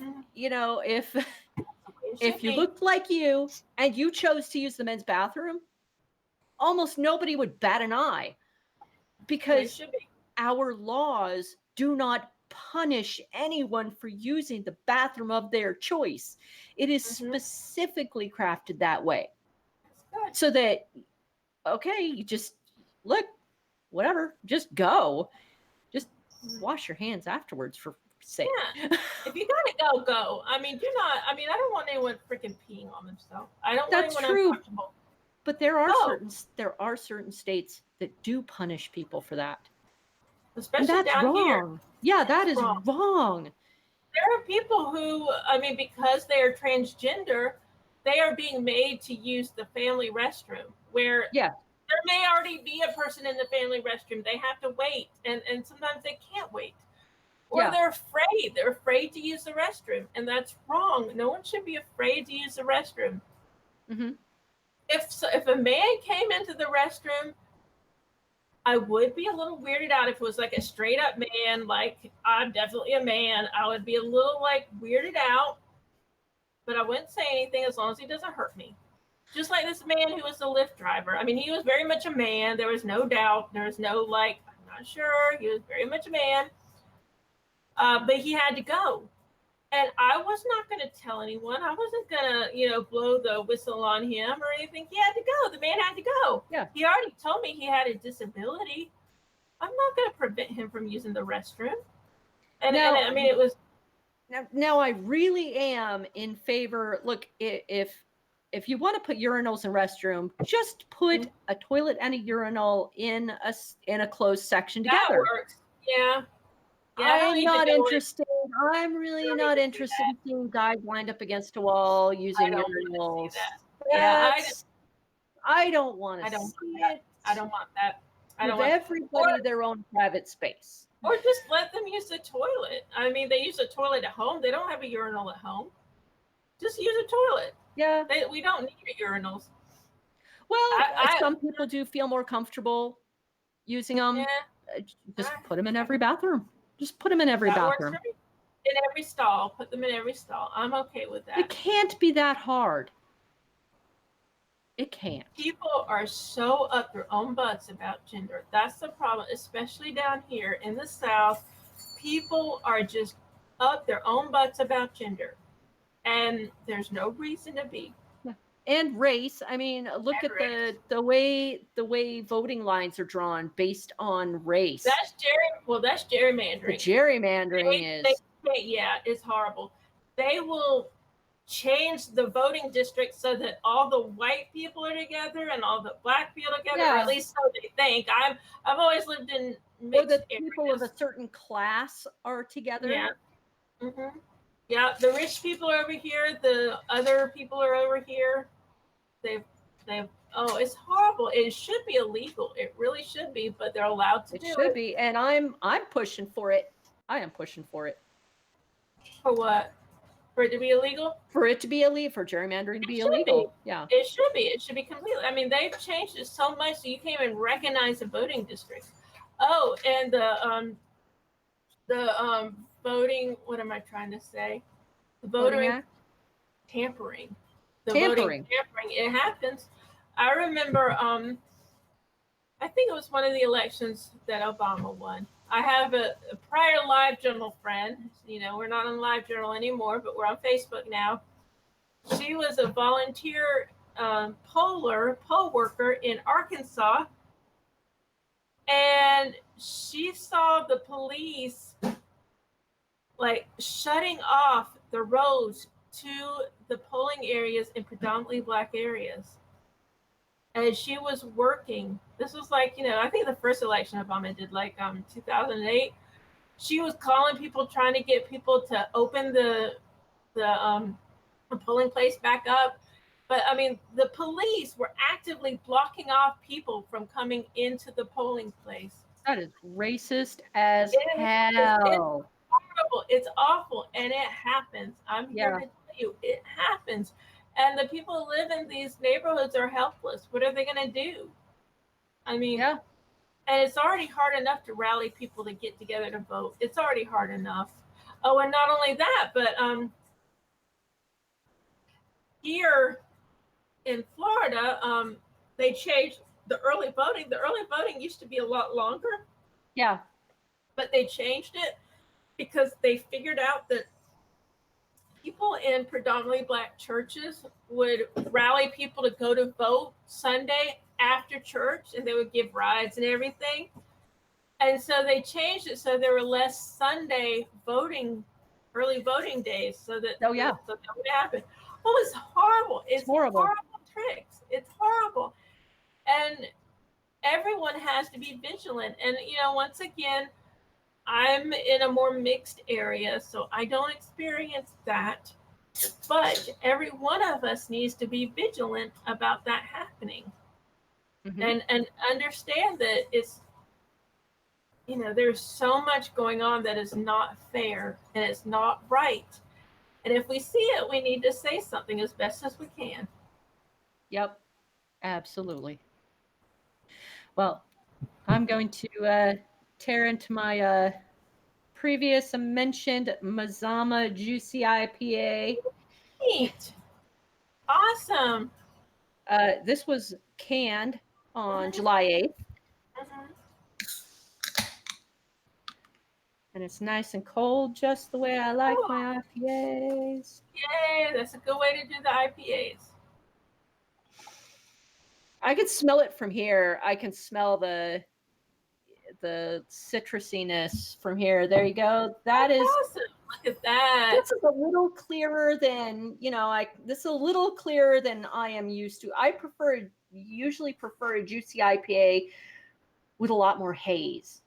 But this is a good haze going on. Very nice looking. And you know what? I really should. I apologize, Ms. Alma. I should turn this around so that you're looking at the logo. Yeah. These are for sale. I don't sell them, but you can buy them at Ms. Alma. Very pretty. I like that. Beautiful glasses. It's a very nice glass. I've got my Alma Gang glass. That's what I'm using. I love the Alma Gang glass with the tall. Yeah, that's what I've got. I mean, you can really, it's got a lot of aromatic hops coming out. A lot of and automatically I start smelling it and my tongue I start drooling. You start watering. Yeah. You want it to jump off the glass into your mouth. That's how you want it. And it has like those mid-bittering hops.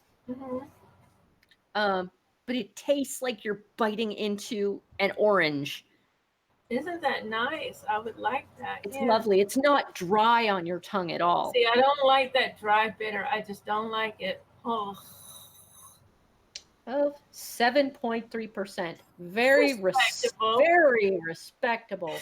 I like how we call that respectable. It's like, it's strong. It's yeah. I am a respectable woman and I drink a respectable beer. 7% or more is respectable. 7.3%. Mazama is my beer of choice. Beer. I like with it. Amarillo and Citra hops, you'll never go wrong.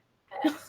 I think I like Amarillo. I can't quite remember. I know I like Citra hops. I love Citra hops, and there's loads of Citra hops in here, and that I think is why I look for their their juices, and they claim they always put experimental on it.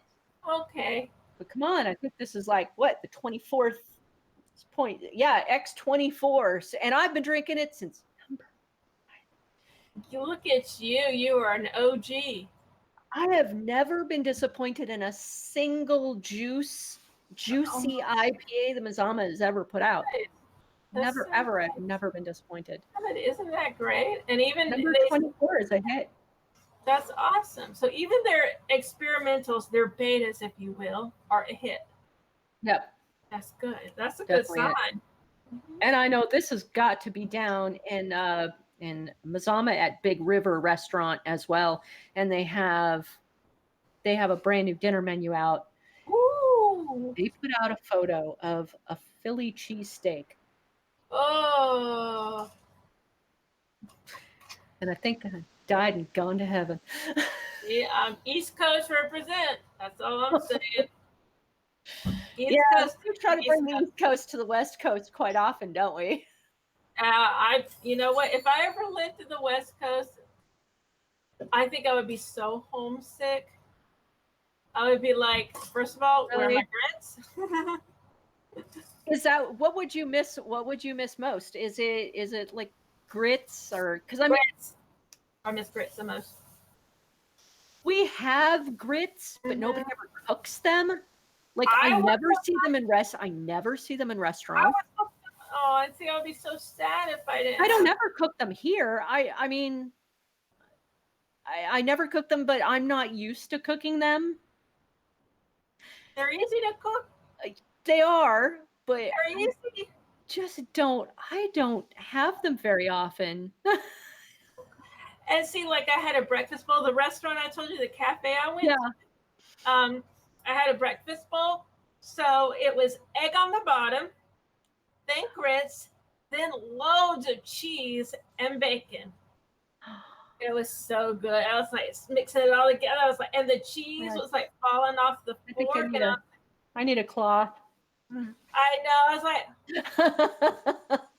and I had a fork, but unfortunately the grits were kind of watery. I prefer grits that are more stable, but these were kind of watery, so the fork wasn't quite working with the grits. That was kind of a pain. Yeah. Do you ever put anything on your grits? Like, well, on their own, they're very plain. Yeah. So I put butter, and a lot of times I'll put like McCormick's, like a spice pack, or pepper. Yeah. I put something in them because on their own they are quite plain. But definitely butter. Yeah. See, we can't have. We're heavily into #weight loss. Yeah, I know. And I don't even bring home butter anymore. That's probably good. That's probably for the best. I keep olive oil around. Vinegars, balsamic vinegar, and lots of spices. I have lots of spices. I love spices. That's probably for the best. I make my own berbera. I don't know what that is. Berbera? Yeah, berbera, actually. Okay, so I don't make a traditional berbera. I wish I could. A traditional berbera is bright red, very spicy, used a lot in Ethiopian cooking. Okay. I make what I call a berberetta.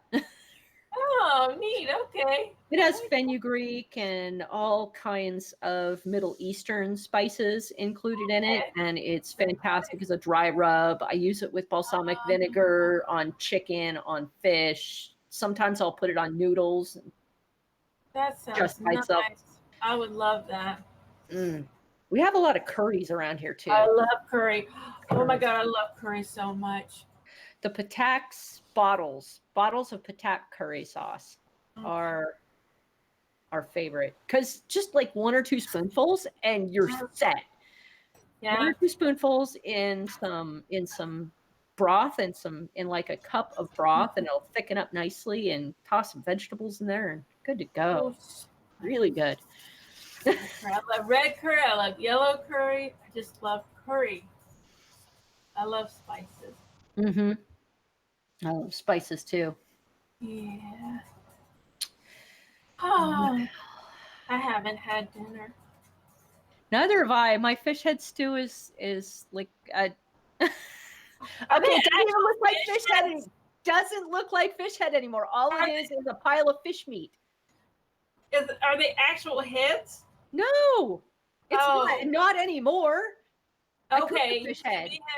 I cooked the fish head and took all the meat off the bones. I can show you the skeleton though. No! True story. I used to have a true phobia of fish. Oh, really? Yes. Do you want to know the 3 things that happened to me as a child that did this? Sure. All right.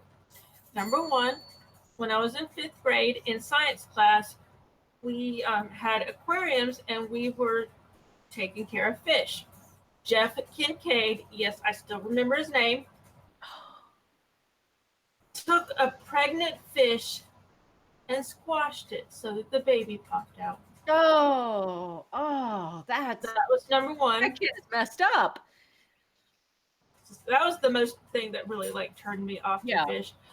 Number two, we lived, growing up, I lived near a ditch. And the person who lived across the street, he fished, obviously.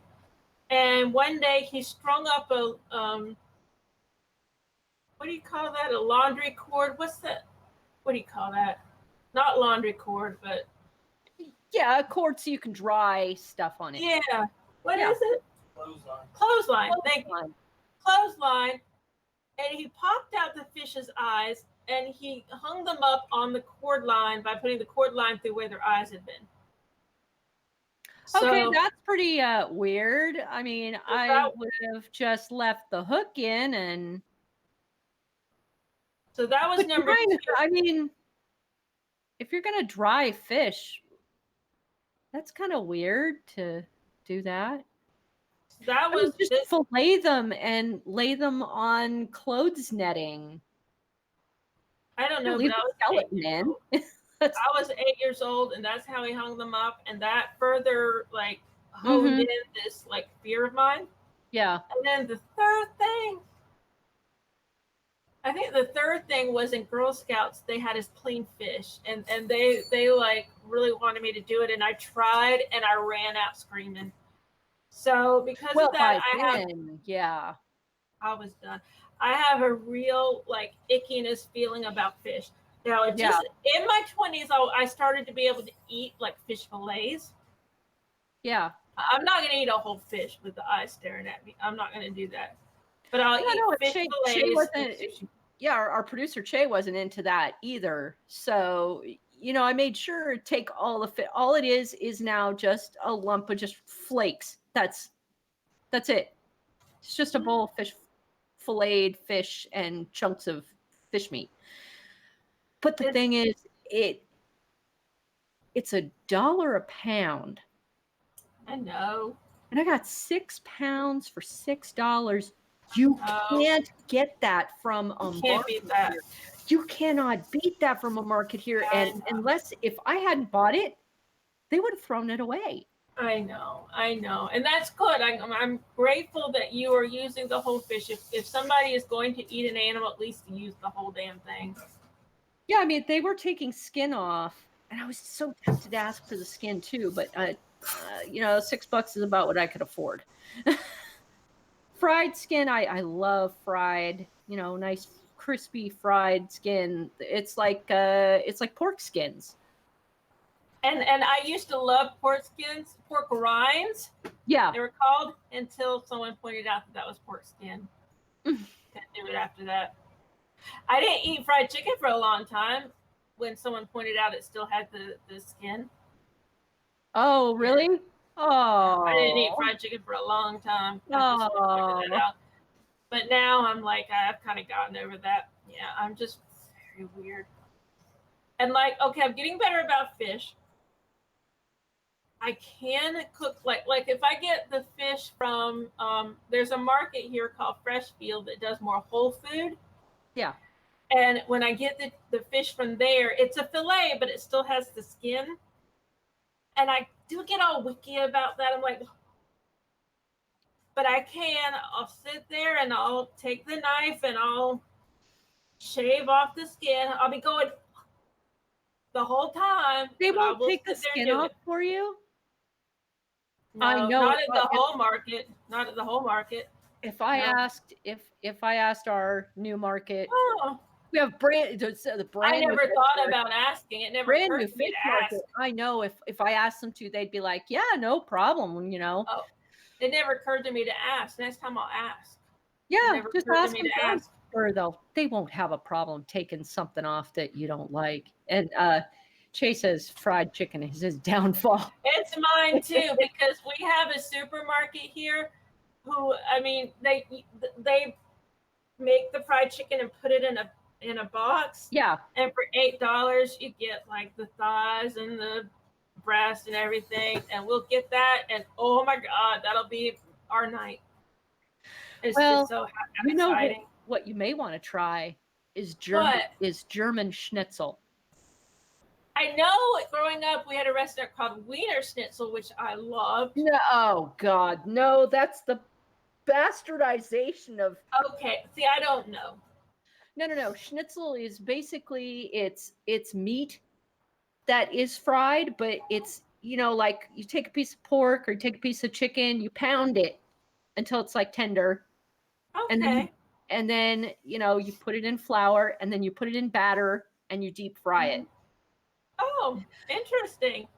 Oh my God. It's like, it's the best thing ever. No bones. See, I like no bones. I don't like bones. No bones. And it's just, it's crispy and meaty. And you can have whatever, like you can put gravy on it. Oh, that sounds so good. I can't have it because it's too fattening. I know. We have a restaurant here called European Street it's a local chain, so they have like 5, but they have different foods from around the world, and of course they specialize in like German, Austrian, and stuff like that. Yeah. And of course they have the sausage, and it's so good.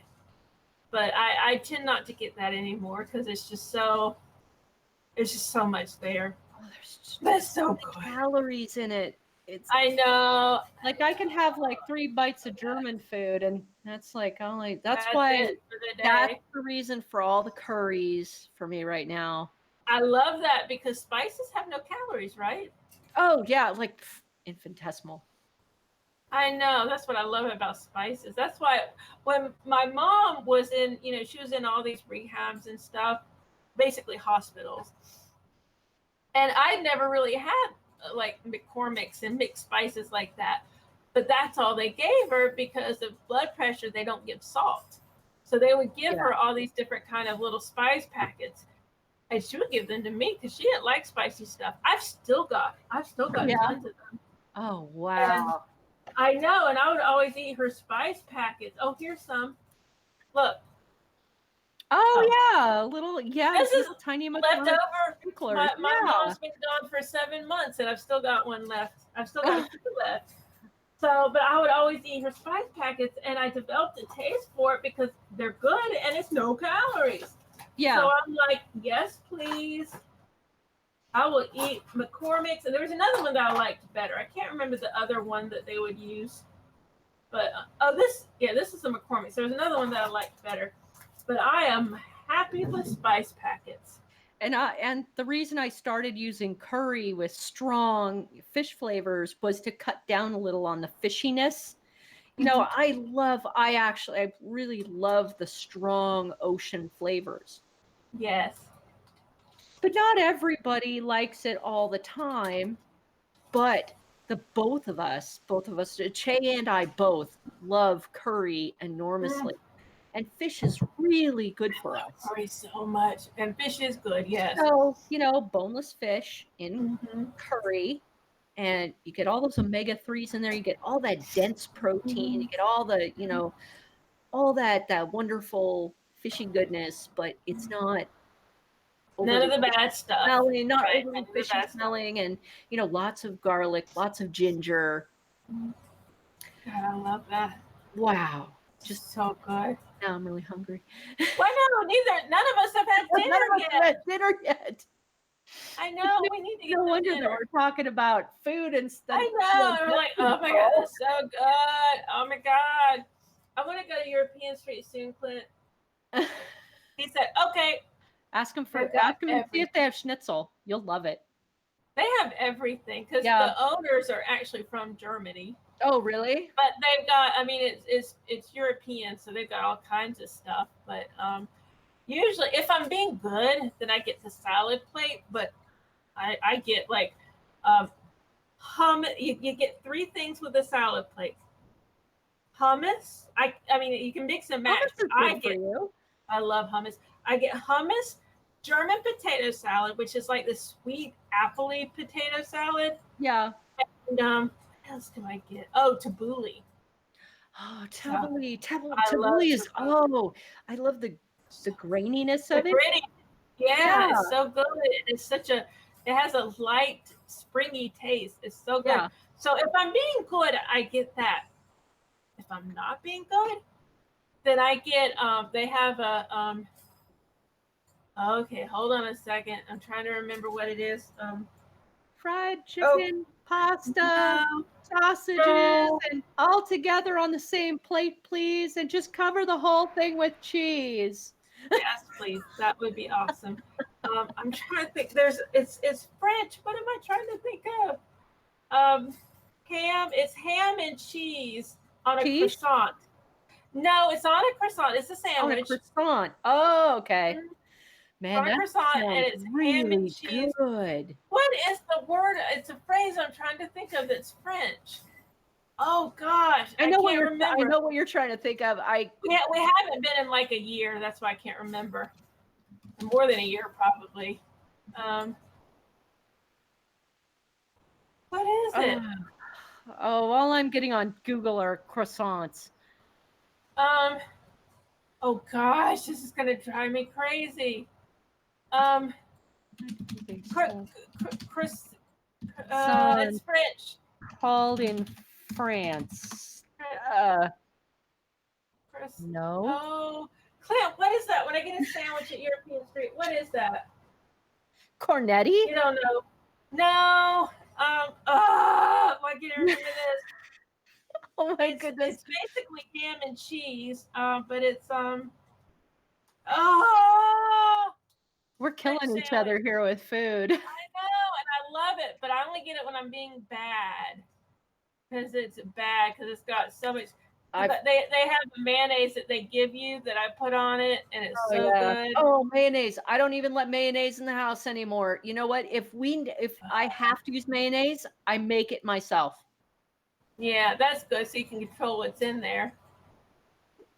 1 egg yolk, and believe it or not, a half a cup of oil. That's how much oil is in mayonnaise.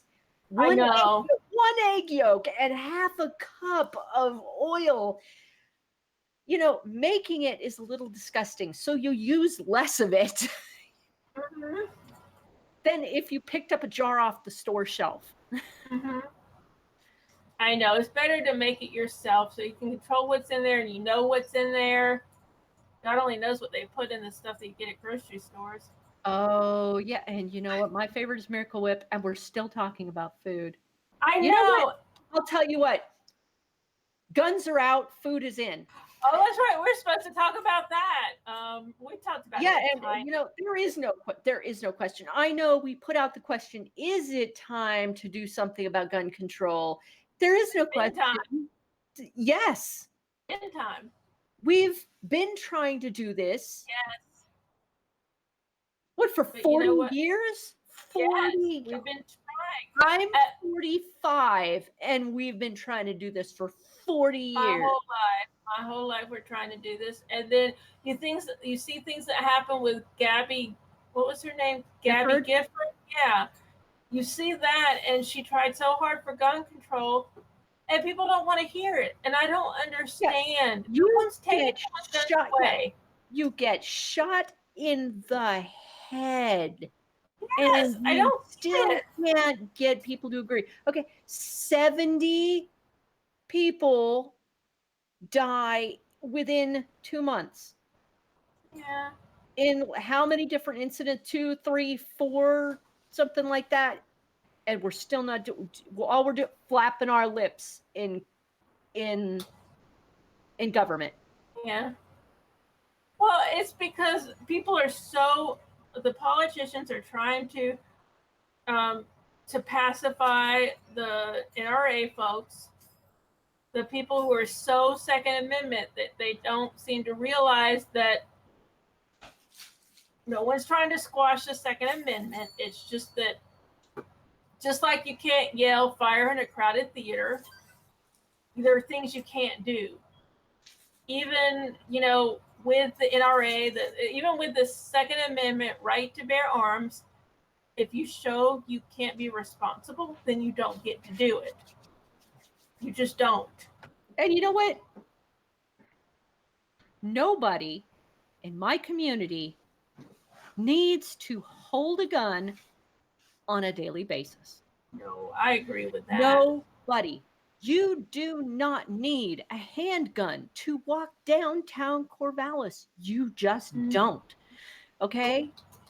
You don't need it. You definitely don't need an assault weapon for any reason whatsoever. I don't need one. I was in the military. I know how to use it. I don't need it. Yes. I'm not going to get it. I don't need a handgun. I don't need any gun of any kind. I'm not going to get one. I don't want any of it. I've got a message for the NRA. You could suck on these. Right, exactly. We don't need it. We don't want it. You know, coming for your guns? Yeah. I am coming for your guns if you don't need them. You don't need assault weapons. Okay? You want to fire an assault weapon.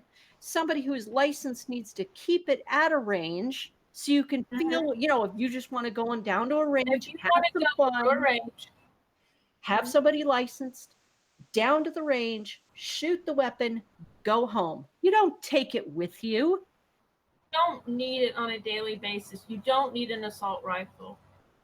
And everybody having a background check in every situation just makes sense. Yes. It is not an attack on your Second Amendment rights. If the government wants to kill you, your puny little 45 isn't going to stop them. Right.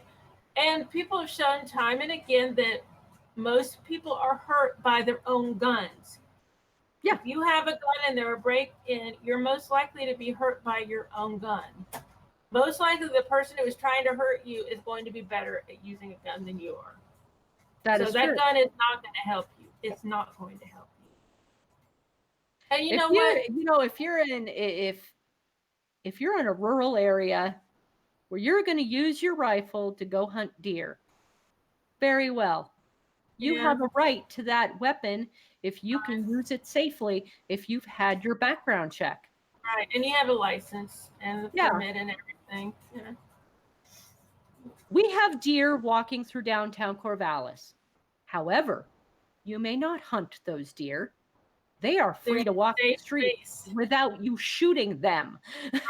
You certainly don't need to be shooting in a town. No. You do not need to be doing that.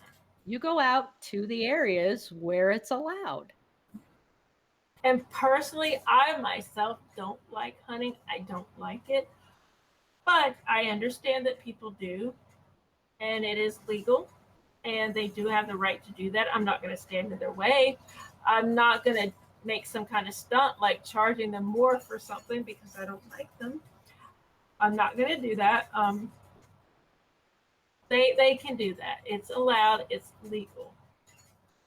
But, you know, there are points where people take it to where it's not helpful. It's harmful to people.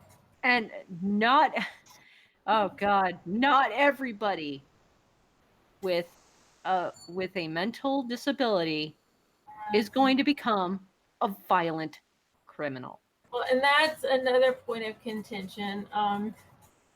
This is something I see that, you know, people blame mental instability on all of this. The person who went into El Paso, that was not mental instability. He knew what he was doing. Yeah. That had nothing to do with any kind of mental problem. He knew exactly what he was doing. He was out to shoot Mexicans. Out to shoot Mexicans. Yeah. A lot of people made the point, racism is not a mental problem. It's not. Do not conflate the two. There are people with mental problems. That doesn't mean they're going to go shoot people. The last thing we need to do is stigmatize people with legitimate mental issues, because they're most likely to be the victim of crime because they're not always in the best position to take care of themselves or protect themselves. And so they are more vulnerable than people who don't have mental issues. So I ask people, do not stigmatize people with mental issues. That is true. I think it would be absolutely criminal if everybody with Down syndrome or everybody with autism or everybody with PTSD were to be labeled a potential criminal. That would be horrible. I would definitely be on that list. Well, I mean, I have my own issues. I don't want a weapon. I don't need it. But you know what? I don't want to be labeled a potential liability while I'm shopping downtown. Yeah. I don't hate that. And there are plenty of people with Down syndrome who successfully run businesses better than I can. Mm-hmm. If they want to take their rifle and go out hunting, if you pass the background check, so be it. But a universal background check needs to be instituted. And this whole little stupid system we have where the FBI doesn't let anybody check their records for previous criminal records, with the background check, that crap's got to stop. That's got to stop because the FBI has more information on who are potential threats than most police do, most local offices do. They need to share that information. And what you were talking about, mental illness, it's not helpful to say that if you have a mental illness, you shouldn't have a gun. What's helpful is if you say someone has violent tendencies, then maybe they shouldn't have a gun. That's true. Maybe. We have required reporters, and those required reporters have helped in several cases here in Oregon with our brand new law. If somebody asks for a restraining order, if they can prove that the person has violent tendencies, then the weapons need to be removed for at least a year. Right. That has helped in those cases. Yes. I agree with that. If people have noticed you have violent tendencies, you obviously you produce, the text or the emails saying, I'm going to kill you, I'm going to shoot you, I'm going to do this, I'm going to do that. That's proof. That's what it is. I'm going to take out your eyes. I'm going to do this. I'm going to do that. These people don't need weapons. Yeah, those people don't need weapons. And I don't know if the El Paso shooter, I know he put that diatribe up before he did what he did. I don't know if he did similar things like in the months leading up to his shooting. I don't know. No, he actually did not. And that's scary. That stuff. Yeah, our restraining order here in Oregon would not have helped in that instance because we require at least a 24-hour period checking the person out before they will issue that restraint and removal of weapons. So no, that he would have wound up killing people anyway. And unfortunately, people do fall through the cracks. I mean, there are people who are smart about what they do, for better or for worse, and they know what behavior is tracked, and they know how to elude that. And there will always be people who do that. There will. It will not, exactly. It will not remove 100% of the danger. But all those people who have displayed publicly, violent tendencies, and we can keep them from harming others. Right. If they display that type of behavior, even to a psychologist, psychologists have to report that type of behavior. If they've displayed it to anyone, it needs to be taken into consideration. Now, maybe someone went off, they were angry, and they went off and said something they shouldn't have said. People sometimes say things stupid in the heat of the moment. Maybe that can be taken into consideration. But if someone has specifically said, I'm going to kill you, I'm going to hunt you, I'm going to do this, you can't mistake that for heat of the moment. That is very intentional. Now, the whole presidential crap where President Trump said, what are we going to do about all these rule breakers? And somebody yells out, shoot them. And he responded, you can only get away with that in the panhandle. God, I hate that crap. I love you people that if that had been anybody else, would that person not have been in jail? Why are we letting this guy get away with it? Why are we letting this toddler get away with this crap? It's all politics because there are some people who are Christian fundamentalists, and even though he is the furthest from Christian fundamentalists there is, they think that he'll enact what they want him to enact, anti-gay, pro-gun, pro-business. They think he's a puppet for people. Yeah. They think he'll enact what they want him to enact, so they tolerate it. It's completely hypocritical. And if there is a heaven and a hell, I have news for them. They're not going where they think they're going. And no, they're not. No. So that's why. Huh? Oh, I'm sorry. Go ahead. That's all basically. It's all political. That's all. Well, one of the problems that, not a problem. So we've seen walkouts begin to occur in some stores in the United States. Here in Oregon, we had employees walk out of a Walmart because they're protesting gun sales in their store. I think that's fair. It may be fair, but do you think it will work? Is it how far should we go to actually protest gun sales through a regular?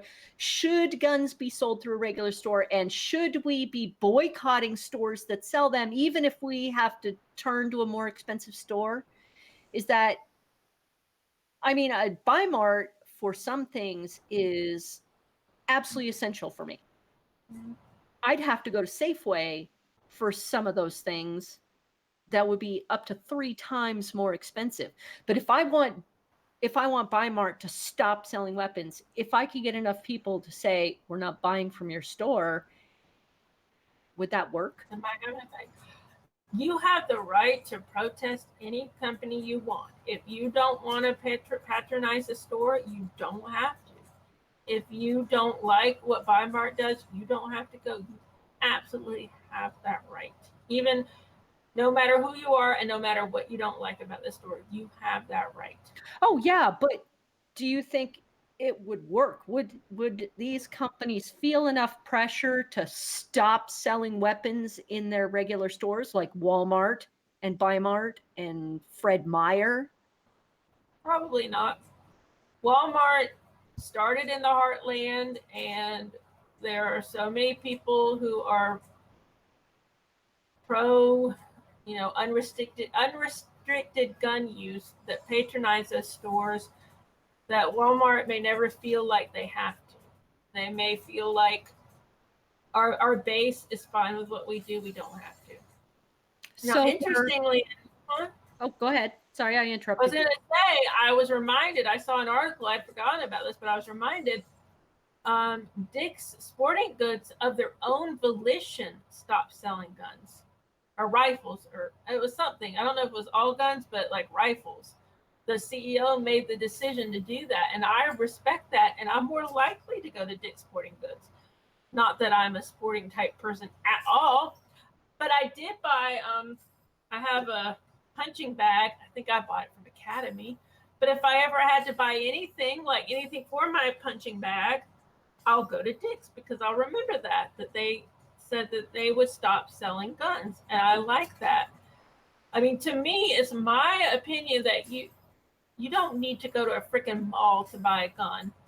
You should have to go to a specialty store. It shouldn't be in a freaking mall or, any kind of shopping center. Go to a freaking gun store. That's where you get your guns. It shouldn't be in with the baby clothes. How about that? That is true.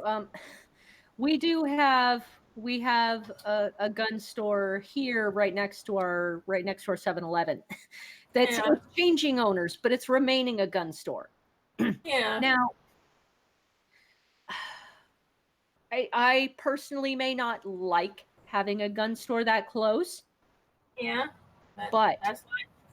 If people felt more obliged to go to a store that specialized in carrying weapons, and those people were licensed and appropriately trained to sell those weapons.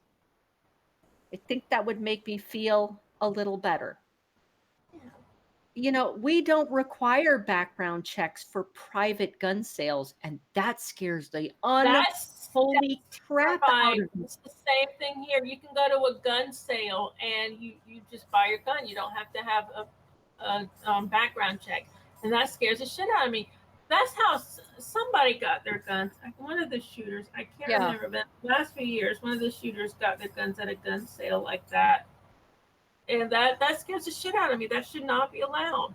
We don't need a cooling off period. What we need is to take advantage of the technology that we have. If I can check my bank account, and I can pick up my phone and within check it 10 seconds, within 10 seconds, I can get every single penny that was spent on my account. I should be able to query the FBI onto whether somebody has used a gun in a crime. If anyone is a felon or something. To say, no, I'm sorry, I can't sell you a weapon because you're a freaking crazy man. Yes, you are a silly bitch from hell who apparently all you want to do is kill everybody. I'm not selling you a weapon today. I'm not giving you a weapon so you can go shoot up a kindergarten. I'm not going to do that. Yeah. There should be at the very least the ability to do that background check within seconds. It should be within seconds. So you input your authorized license to store, you hook into the system and boom. Database. And there it is. This person, yeah. If we can use it for my bank account, why can we not use it for gun background checks? I remember one of the shooters recently had been in the Air Force, and there had been a mistake somewhere along the line, and the Air Force had not reported the problems the person had in the Air Force to the police database, and so no one knew that the person had had those problems in the military.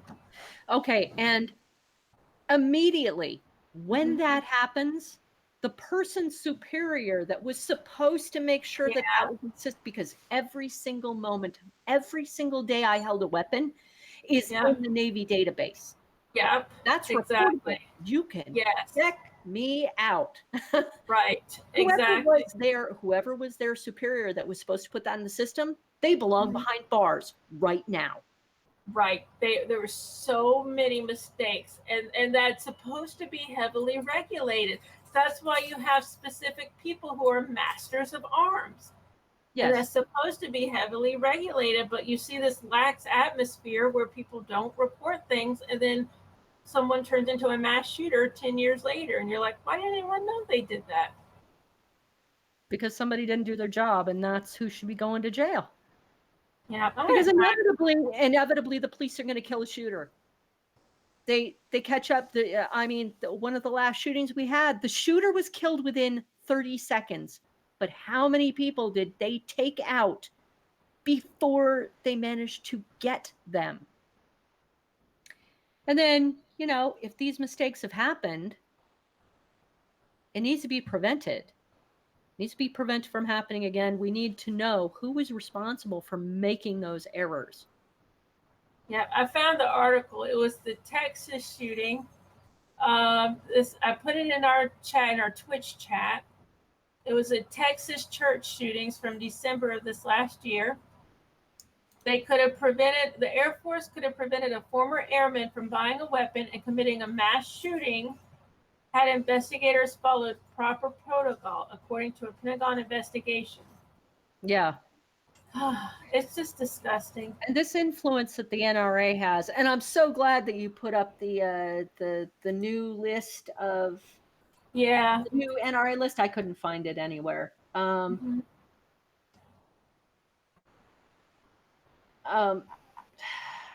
This whole thing with keeping the NRA appeased. No. F that. I mean, I know they've been losing supporters like crazy. Thank God. They need to lose more. Yes, we don't need them.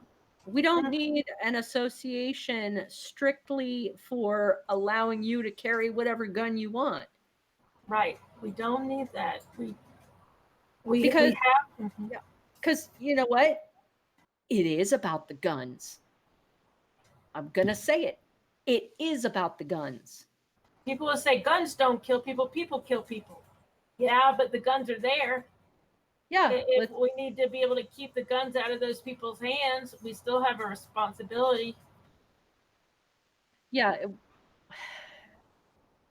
We need to remove the guns from people who don't need them. Right. We need to make sure that the police who have guns are trustworthy. Yeah. We need to hold them accountable every time they pick up that weapon. Every time they fire that weapon. If they hit somebody, they need to be held accountable for hitting that person. If that person was innocent, guess what? That officer needs to be held accountable. Yes. You remember the case? I can't remember exactly where it was. It might have been Texas. But the female police officer walked into the wrong apartment. It was not her apartment. She walked into the wrong apartment, thought the person who lived there was an intruder, and killed him. Mm-hmm. Exactly. Yeah, that's. And later, and she lied about it. She lied about it. Like there was this whole confused lying thing going on, and I don't remember everything that was said but yeah, she never. That's astonishing. She got off scot-free. She walked into someone else's apartment. Okay, yeah. So she thought it was her apartment. I don't care. She walked into someone else's apartment, shot him dead, and got off scot-free. Yeah. No. Every time you shoot somebody, there needs to be accountability there. Mm-hmm. If you screwed up, you need to take the blame. You need to take responsibility for that action. And maybe this is me, but if I had the responsibility of carrying a gun, I would rather myself die than me accidentally shoot an innocent person. Maybe that's just me. You know, I would rather. If you take down an active shooter, yeah. You know, I am willing to say you did that in the line of duty. Sure. That was the appropriate use of force. Yes. If you shoot somebody and it turns out all they had in their pocket was a packet of Skittles, they did not have a weapon. Okay? You need to face the consequences of that action and walk away from your job and never hold a weapon again. Yeah. I know it's a hard thing to do, but if you screw up that badly, if you don't realize, if you just think somebody has a weapon and they don't have a weapon, you do not deserve to have the weapon in your hand. That is not an appropriate use of your authority or a use of that weapon. Yeah. And people need to feel safe when they approach police. Right. We need to see police as part of our community. We don't need to be afraid of them. Thinking we're going to die at any moment. Exactly. I mean, my heart skips a beat. I see sheriffs and I'm like, Same here with me. I'm like, and I'm a white girl, but I'm like, exactly. I'm terrified. Again, put me in a cracker box because I'm that white. I have that privilege, and but I'm still terrified. Okay, I don't recognize you're in the same store. You do what you do. I'll do what I do, and we just that's not the way it should be because they're people too. But they have guns. And, exactly. And we've seen that people can be unpredictable with guns. And it's terrifying. And all it takes is one moment, one shot, and you're dead. Or your child is dead, or your husband is dead. It's terrifying. And I understand we can't go back to Mayberry. Okay, I know we can't go back to Mayberry. Well, Mayberry probably wasn't as great as we think it was. I'm the whole the idea. The idea of it. And police in major urban centers like Los Angeles and New York, these are police who probably should have body armor on at all times. Yeah, they should. I would agree with that. But you know what? Here in Corvallis? No. Come on. What are you doing carrying weapons in our community? But you never know. I mean, even the nicest community in the world can experience this. My mother was born and raised in a small town near here called Fernandina, and I lived there for 3.5 years. You do have like drug problems, but you don't see like gangs. You don't see violence like that. But there was a shooting, a gang shooting in freaking Fernandina. It's like, what, in Fernandina? So you can't say just because some place is a small town or a nice town or a safe town. El Paso was voted one of the most safest towns in America. And this isn't their fault that it happened by any means. This man came from Dallas and did this to them. But you can't say that any place is 100% immune to the violence. No, we're not going to be immune to the violence. But the way that officers present themselves to us matters. That's true. If you're responding to my cry for help because I fell down, broke my leg, and I'm stuck behind a freaking oven, okay? I don't need you coming in the house with guns drawn. You don't need a SWAT team. No. You know what? What I need is somebody who can move the freaking oven and get me out. Yeah, that's true. Has that happened in Corvallis? Not in Corvallis. No, I don't think it happened in Corvallis, but that was a similar. It was a similar situation where an elderly person got stuck behind an appliance, and they came in, guns drawn. And see, that's not cool.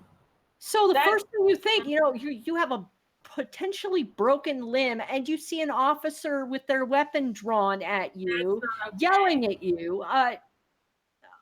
What are you, an idiot? Yeah. The times I had to call 911 with my mother, we had the fire brigade, and they had other people come, but only the rescue people would come in. They would have the whole contingent come, but only the rescue people would come in. So I didn't have that experience of people coming in guns drawn. This is just how we view people in positions of authority, and frequently people don't call them. Even when they're in positions of danger, they try to solve it themselves because they are more afraid of the police than they are with the person who is trying to rob them at gunpoint. They'd rather talk to the neighborhood friendly mafia person. The vigilantes. Yeah, I got robbed, and can you do something about this? Vigilantism also isn't our solution. There's no way to monitor that. Yeah. Our police need to be people who live near us. They need to be people we see on a daily basis. They need to be the human next door. Yeah. That just happens to put on a uniform to go to work to save you if you call. Otherwise, you're out there fixing your car, walking your dog, doing other things. You need to trust them as human beings. And that's not happening. No, you're afraid to call the police if you see something. You're afraid to call the police because you're afraid that they'll think you did it. Yeah. And it's because of the bias, and it's because of the guns. Right.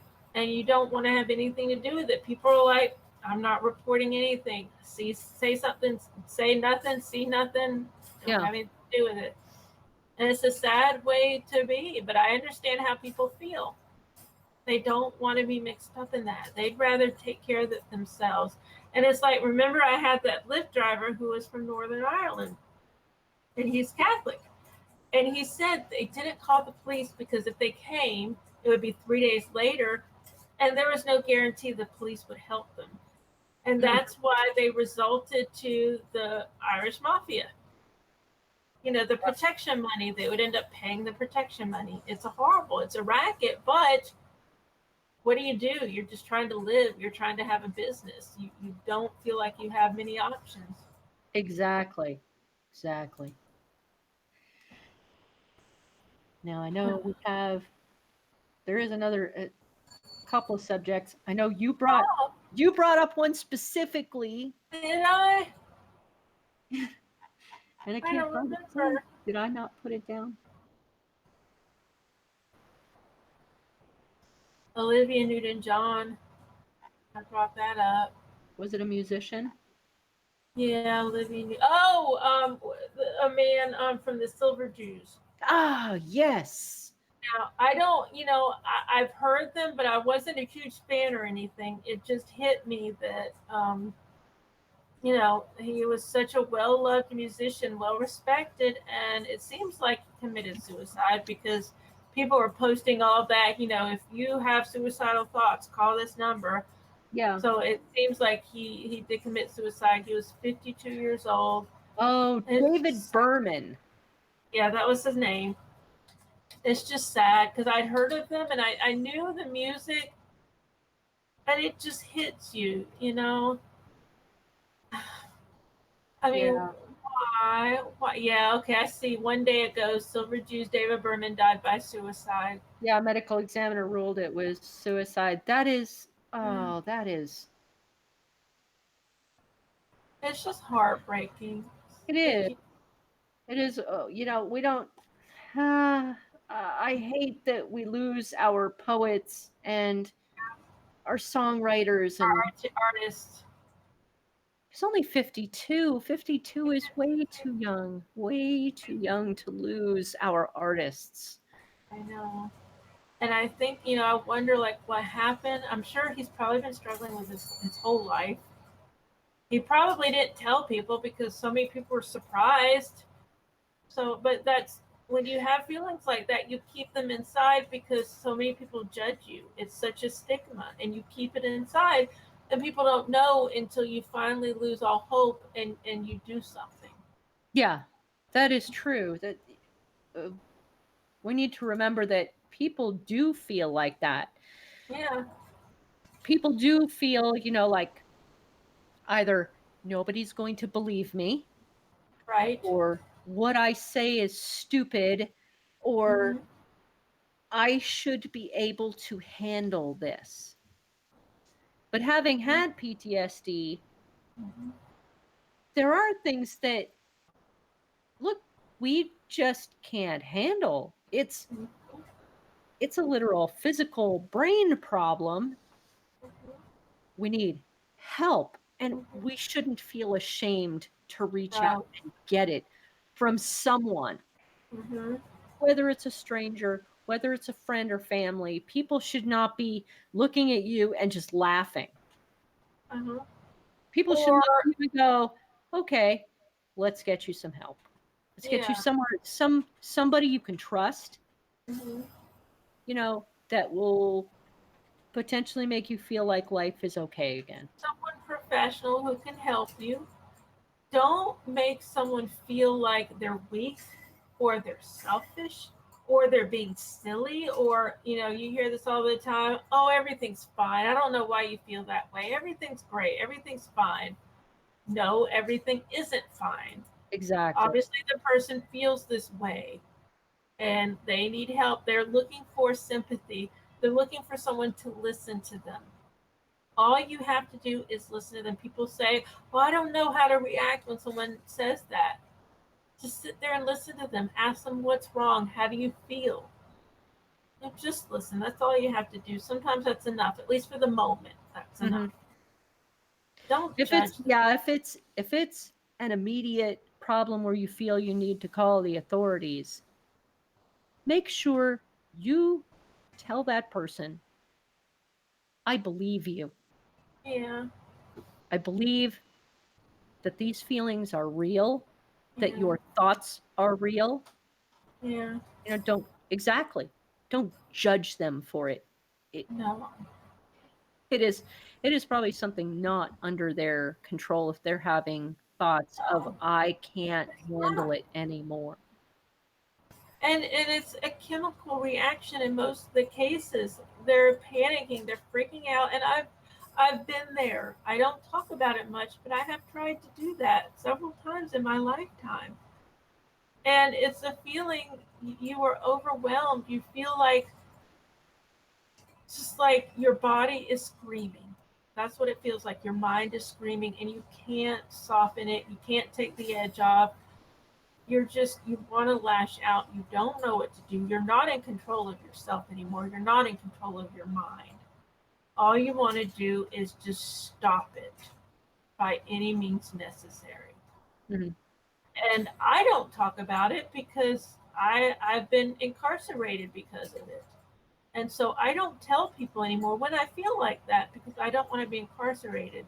Mm-hmm. But I am on medication. I am on anxiety medication. And I'm on this stupid medication now for my freaking restless leg. And I feel panicking every day. And today I started crying because I forgot to pay the mortgage. And so I'm going to not take the full dose anymore. I put a message on my doctor's website and I said I'm only going to take half a dosage because I'm afraid of what will happen if I keep feeling like this. And I don't want to feel like this. Medication adjustment is often necessary for people who have severe anxiety. Yeah. I've never felt suicidal myself. Mm-hmm. I have felt alarm bell. Right. My head going to get any better. Yes. I've never come to the point where where I couldn't handle it. Yeah. I've shut down and like I'll just start walking. Mm-hmm. Particular direction. Reaction, okay, just get away from whatever it is and just start walking. What, a mile away before I come back to myself and go, doing? Well, that could be dangerous if someone does that and they find themselves in a place where they don't need to be and they end up getting hurt. That could be dangerous. That's not a favorable way to live either. Afraid of people in my immediate area dying. Yeah. That's a trigger for me. That's a weakness. Mm-hmm. That, I feel like I have to appear American, I'm fine all the time. And we're conditioned to feel that way. Exactly. And we shouldn't. And I get that at work. There are so many people at work who do that. They have, I saw a phrase for it earlier that really hit me. This like unreasonable optimism. People have it at work. What do you mean? It's a great day. It's a great day. We're gonna have a great day. Everything's great. And I'm going inside. I'm screaming, but I'm miserable. I'm unhappy. My life sucks. I don't want to do this anymore. I'm done. And I You feel like the robot from Hitchhiker's Guide to the Galaxy. well, just really Can't tell anybody. Yeah. I mean, you can't because people will say, but it's a great day because Jesus is in it. Well, I'm like, that doesn't really help me. I'm not religious, but that's fine. Every day's great for them because they have Jesus, but I don't. I don't have all that. I'm just me. I'm just here. And every day's not great. And I'm a realist. Every day's not great. Some days suck. But you can't tell people because they say, every day is great. What do you mean? You're alive. Why are you so negative? Lola, don't be negative. I'm feeling how I feel. Oh, I hate that. I will take out someone who says that. And I actually almost got fired because I had a bad attitude, and I was told I had to smile. I was told that to keep my job, and I hate it, and I still think about it, and I'm still pissed off. And that was like 5 years ago. I'm still pissed off about that. I'm still pissed off. And you know what? Men aren't told that. Women are. And that's true. I've never actually seen a man being told that they have to smile. More. Oh, you're so much prettier when you smile. Why don't you smile? Men aren't told that. Yeah, men aren't told like wearing makeup. You don't feel. Yeah, I generally don't wear makeup to work, mainly because I wake up 20 minutes before I have to leave for work because I can't wake up on time. So I generally don't wear makeup to work. If someone told me to, I'd be like, F you. Yeah, sometimes I don't want to. Sometimes I feel like it. Sometimes I don't. I mean, don't tell me I have to. I feel like a Mounds bar. Right, I was thinking that too. I'm like, sometimes I don't. I mean, sometimes I get weird hairs up my butt where I'm like, I'm gonna wear some makeup today if I wake up in time. You know, it just depends on my mood, but no one can tell me that I have to do it. Just like heels. Some women are required to wear heels at their workplace. And I'm like, no, I don't wear heels. I fall. Yeah. No. I will never, ever in my entire life, I will never wear heels again. I have never enjoyed them. They are painful. And I have ankles that are, they're like. Yeah. Yeah, I know. I've abused my ankles in my life. They don't stand for abuse. Yeah. You don't need that. And I fall a lot. Yeah. I do not have great balance, so I do not need to be on heels. If someone told me I had to wear heels, I would say, I don't have to work here. Well, of one thing that will make me feel what Down is coming back. You know what? I never watched that. I should watch it. Oh, I've never watched it. I used to love stuff like that. I love it's a murder mystery, and I love stuff like that. It's I think it should be on Netflix, right? Okay, Netflix or BritBox? Is it? No, it's hitting BritBox. It's BritBox, okay. Season 7. All right. He's a lovable old coot. Yeah. Is that appropriate? That's fine. It's fine. He's an old whippersnapper. He gets his nose into everybody's business. Okay. He is, especially when there is a mystery. Mm-hmm. He's going to put his nose in where he thinks it belongs, but nobody else wants him to have his nose. And he solves it. He solves it before anybody else. Yep.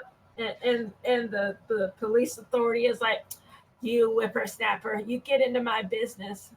That's every murder thing, but I love it. Another one that's coming to BritBox. I'm not sure how I feel about this. An upcoming adaptation of All Creatures Great and Small. I love the books. James Herriot books live in my soul. Yeah.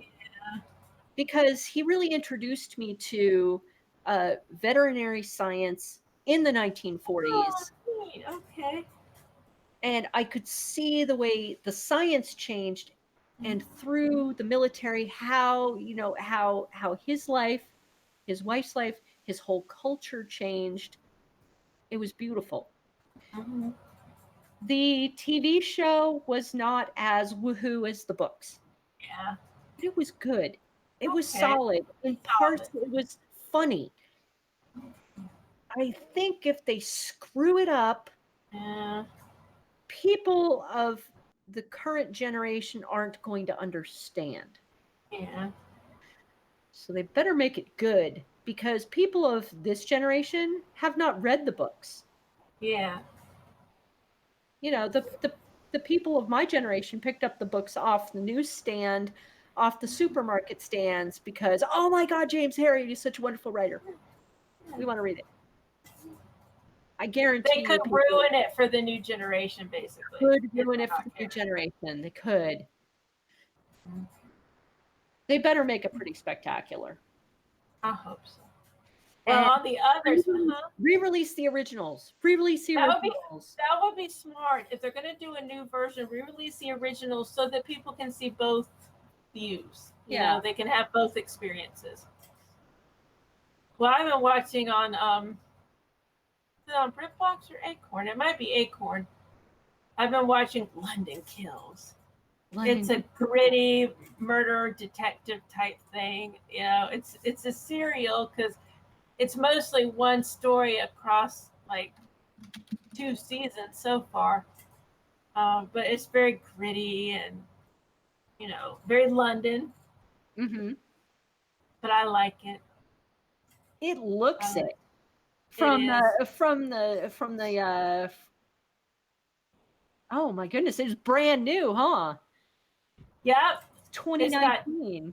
It's got 10 episodes so far, broken into 2 seasons. And a lot of people I like, a lot of the actors, you know, that are well known to me. And it's just a really good gripping detective show. And it's like, oh, and the acting is so good. And surprisingly, the young lady on it, I can't remember her name, but she plays the questionable person, the person of interest. Yeah. This is like her first role. And she's so good. She is so good. She is just like spot on. Oh, I have it available to me on Amazon. Would you like to cover it? Would you like to cover it next show? Sure, I would love that. Yeah. Excellent. I actually look forward to that because I'm with you with like murder mystery. I love that stuff. It doesn't have to be old. It can be brand new, and I'm right there. It's like Luther, you know, they had a new Luther recently. I watched that. It was really good too. Idris Elba. I love that stuff. I love it. But I mean, this is very gritty. It's very harrowing. It's not, you know, you have the cutesy murder mysteries like the Miss Marples where it's like, oh, we're in a small town and you still where everybody in the town should be dead by now. Right. It's like Midsummer Murders, which I love, but it's been on for 20 years. It's like, how are there any people left? Yeah. I mean, they call them like, I think they call them comfort mysteries or something like that. Father Brown is like that. Yeah. It's like you're still smiling. Even though people are dying, you still feel comfortable and warm inside for some reason. Yeah. London Kills is not that kind of show. You don't feel comfortable and warm. It's a good it really gets in and kind of terrifies you. More like a thriller. You're like, oh. Excellent. Yes, it's like, oh. Oh. You're like, oh.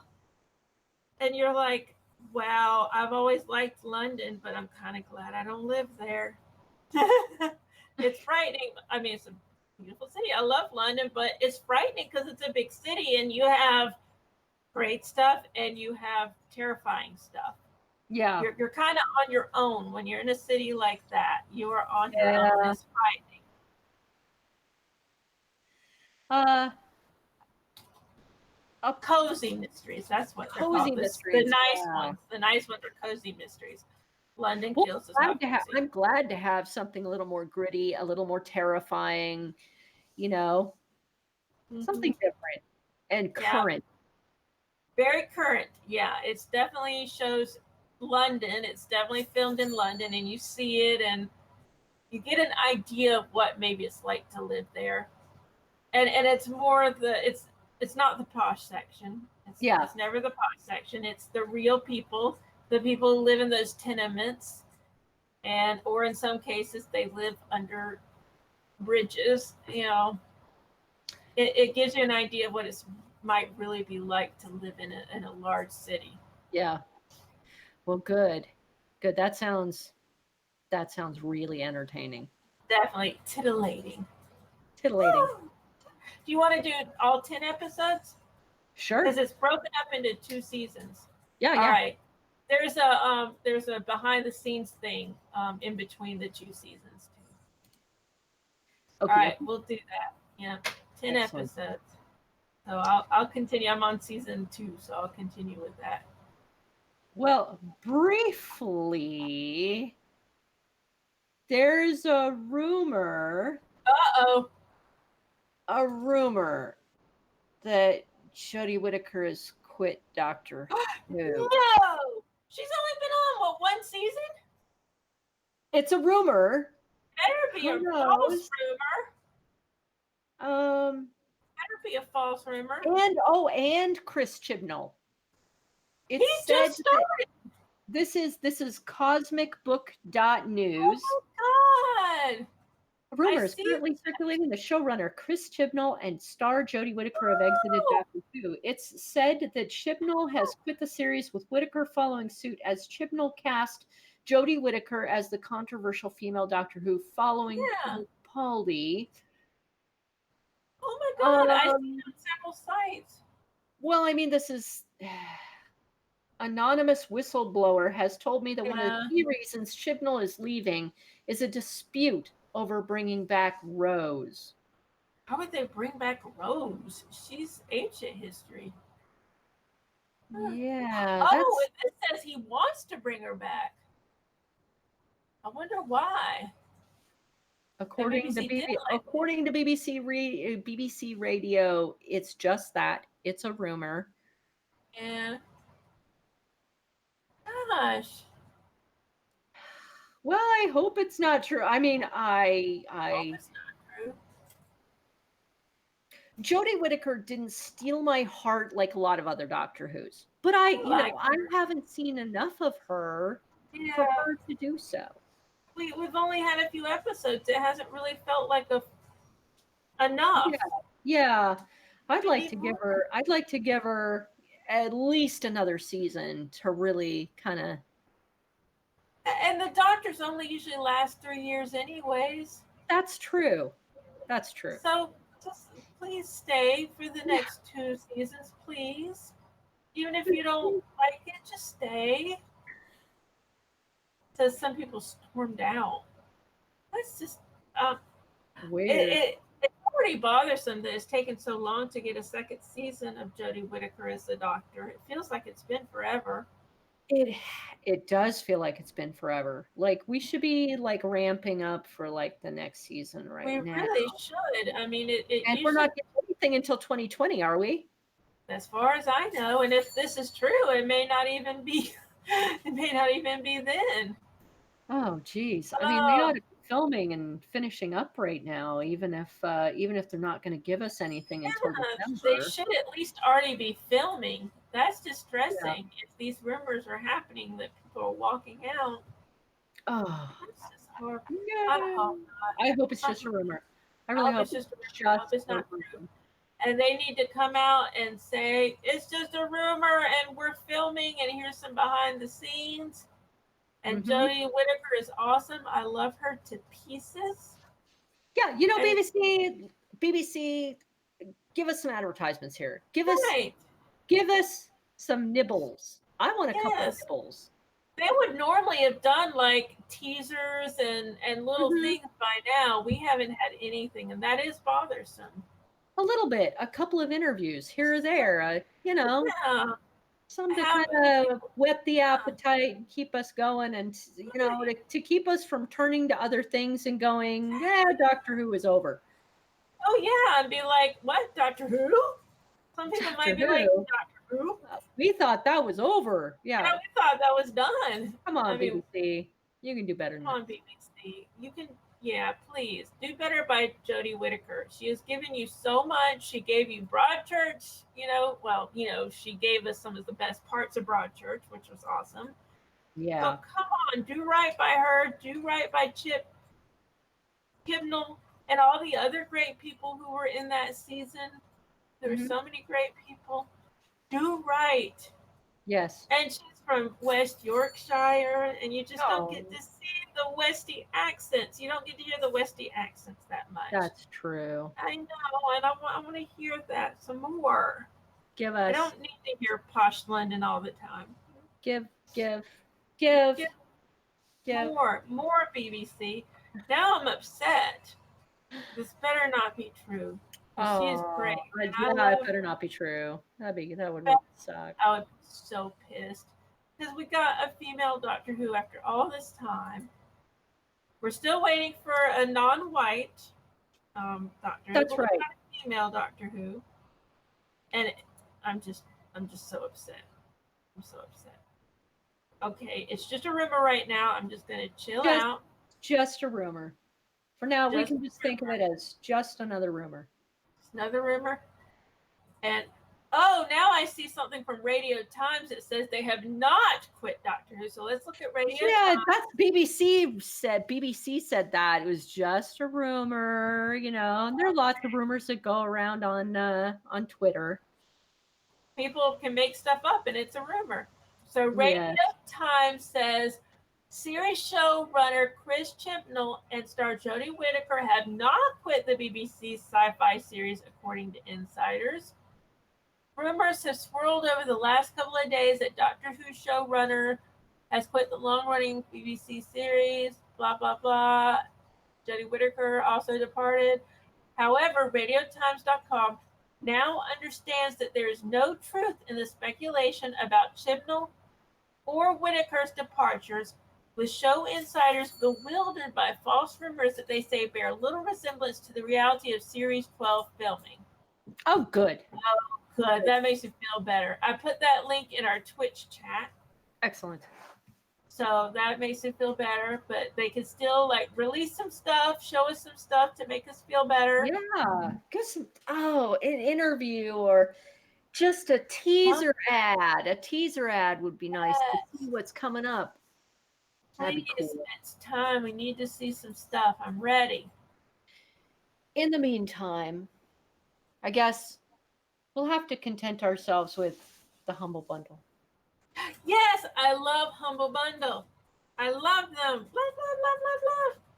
Our special Humble Bundle, which you can find as a link under the video. Cha-ching. Hey.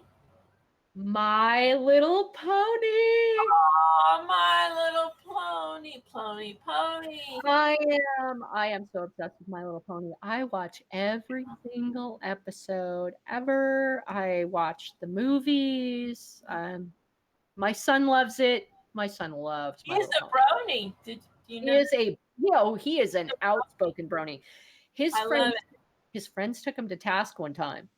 No. And I remember listening to him in his room, and he went, "Yeah, what about it? I'm a brony. Go ahead, make fun of me." And I think they really shut up and they didn't say anything more about it. And I love that because, you can't say that any specific gender likes one thing or another. You just can't say that. Well, this is $454 worth of beautiful comics. Nice. 10 days left. Nice. Oh, man. And it's got really all the modern, it looks like the modern artwork, not the original artwork, the modern artwork and modern stories. But I don't actually recognize the names of the comics. So these are all brand new stories besides the animated series. Okay. This is right up my alley. Awesome. Yeah. And you'll be supporting Hasbro Children's Fund. That's good. Children need supporting. That's right. And I am going to put this copy. I believe it's already put out through Twitter. I'm going to put it out on our Twitter right now. Good idea. Humble bundle. Yeah. And by clicking on this, you will be helping us to support the show, and we appreciate that support ever so much. I'm gonna get this because I love My Little Pony. Oh, if you look, they have 8 bundles right now. One is data analysis and machine learning, and the other is Jim Henson and Friends. Oh, Jim Henson. Yep. Oh my God, we've got the Dark Crystal, Beneath the Dark Crystal #1. And we've got some called the Storyteller. Still got 3 days left, but we can definitely make a very good link for that one too. Oh, now I think I've asked this before. Do they do the thing where once you use the link and you're in the site, it saves the cookies for Beery Good?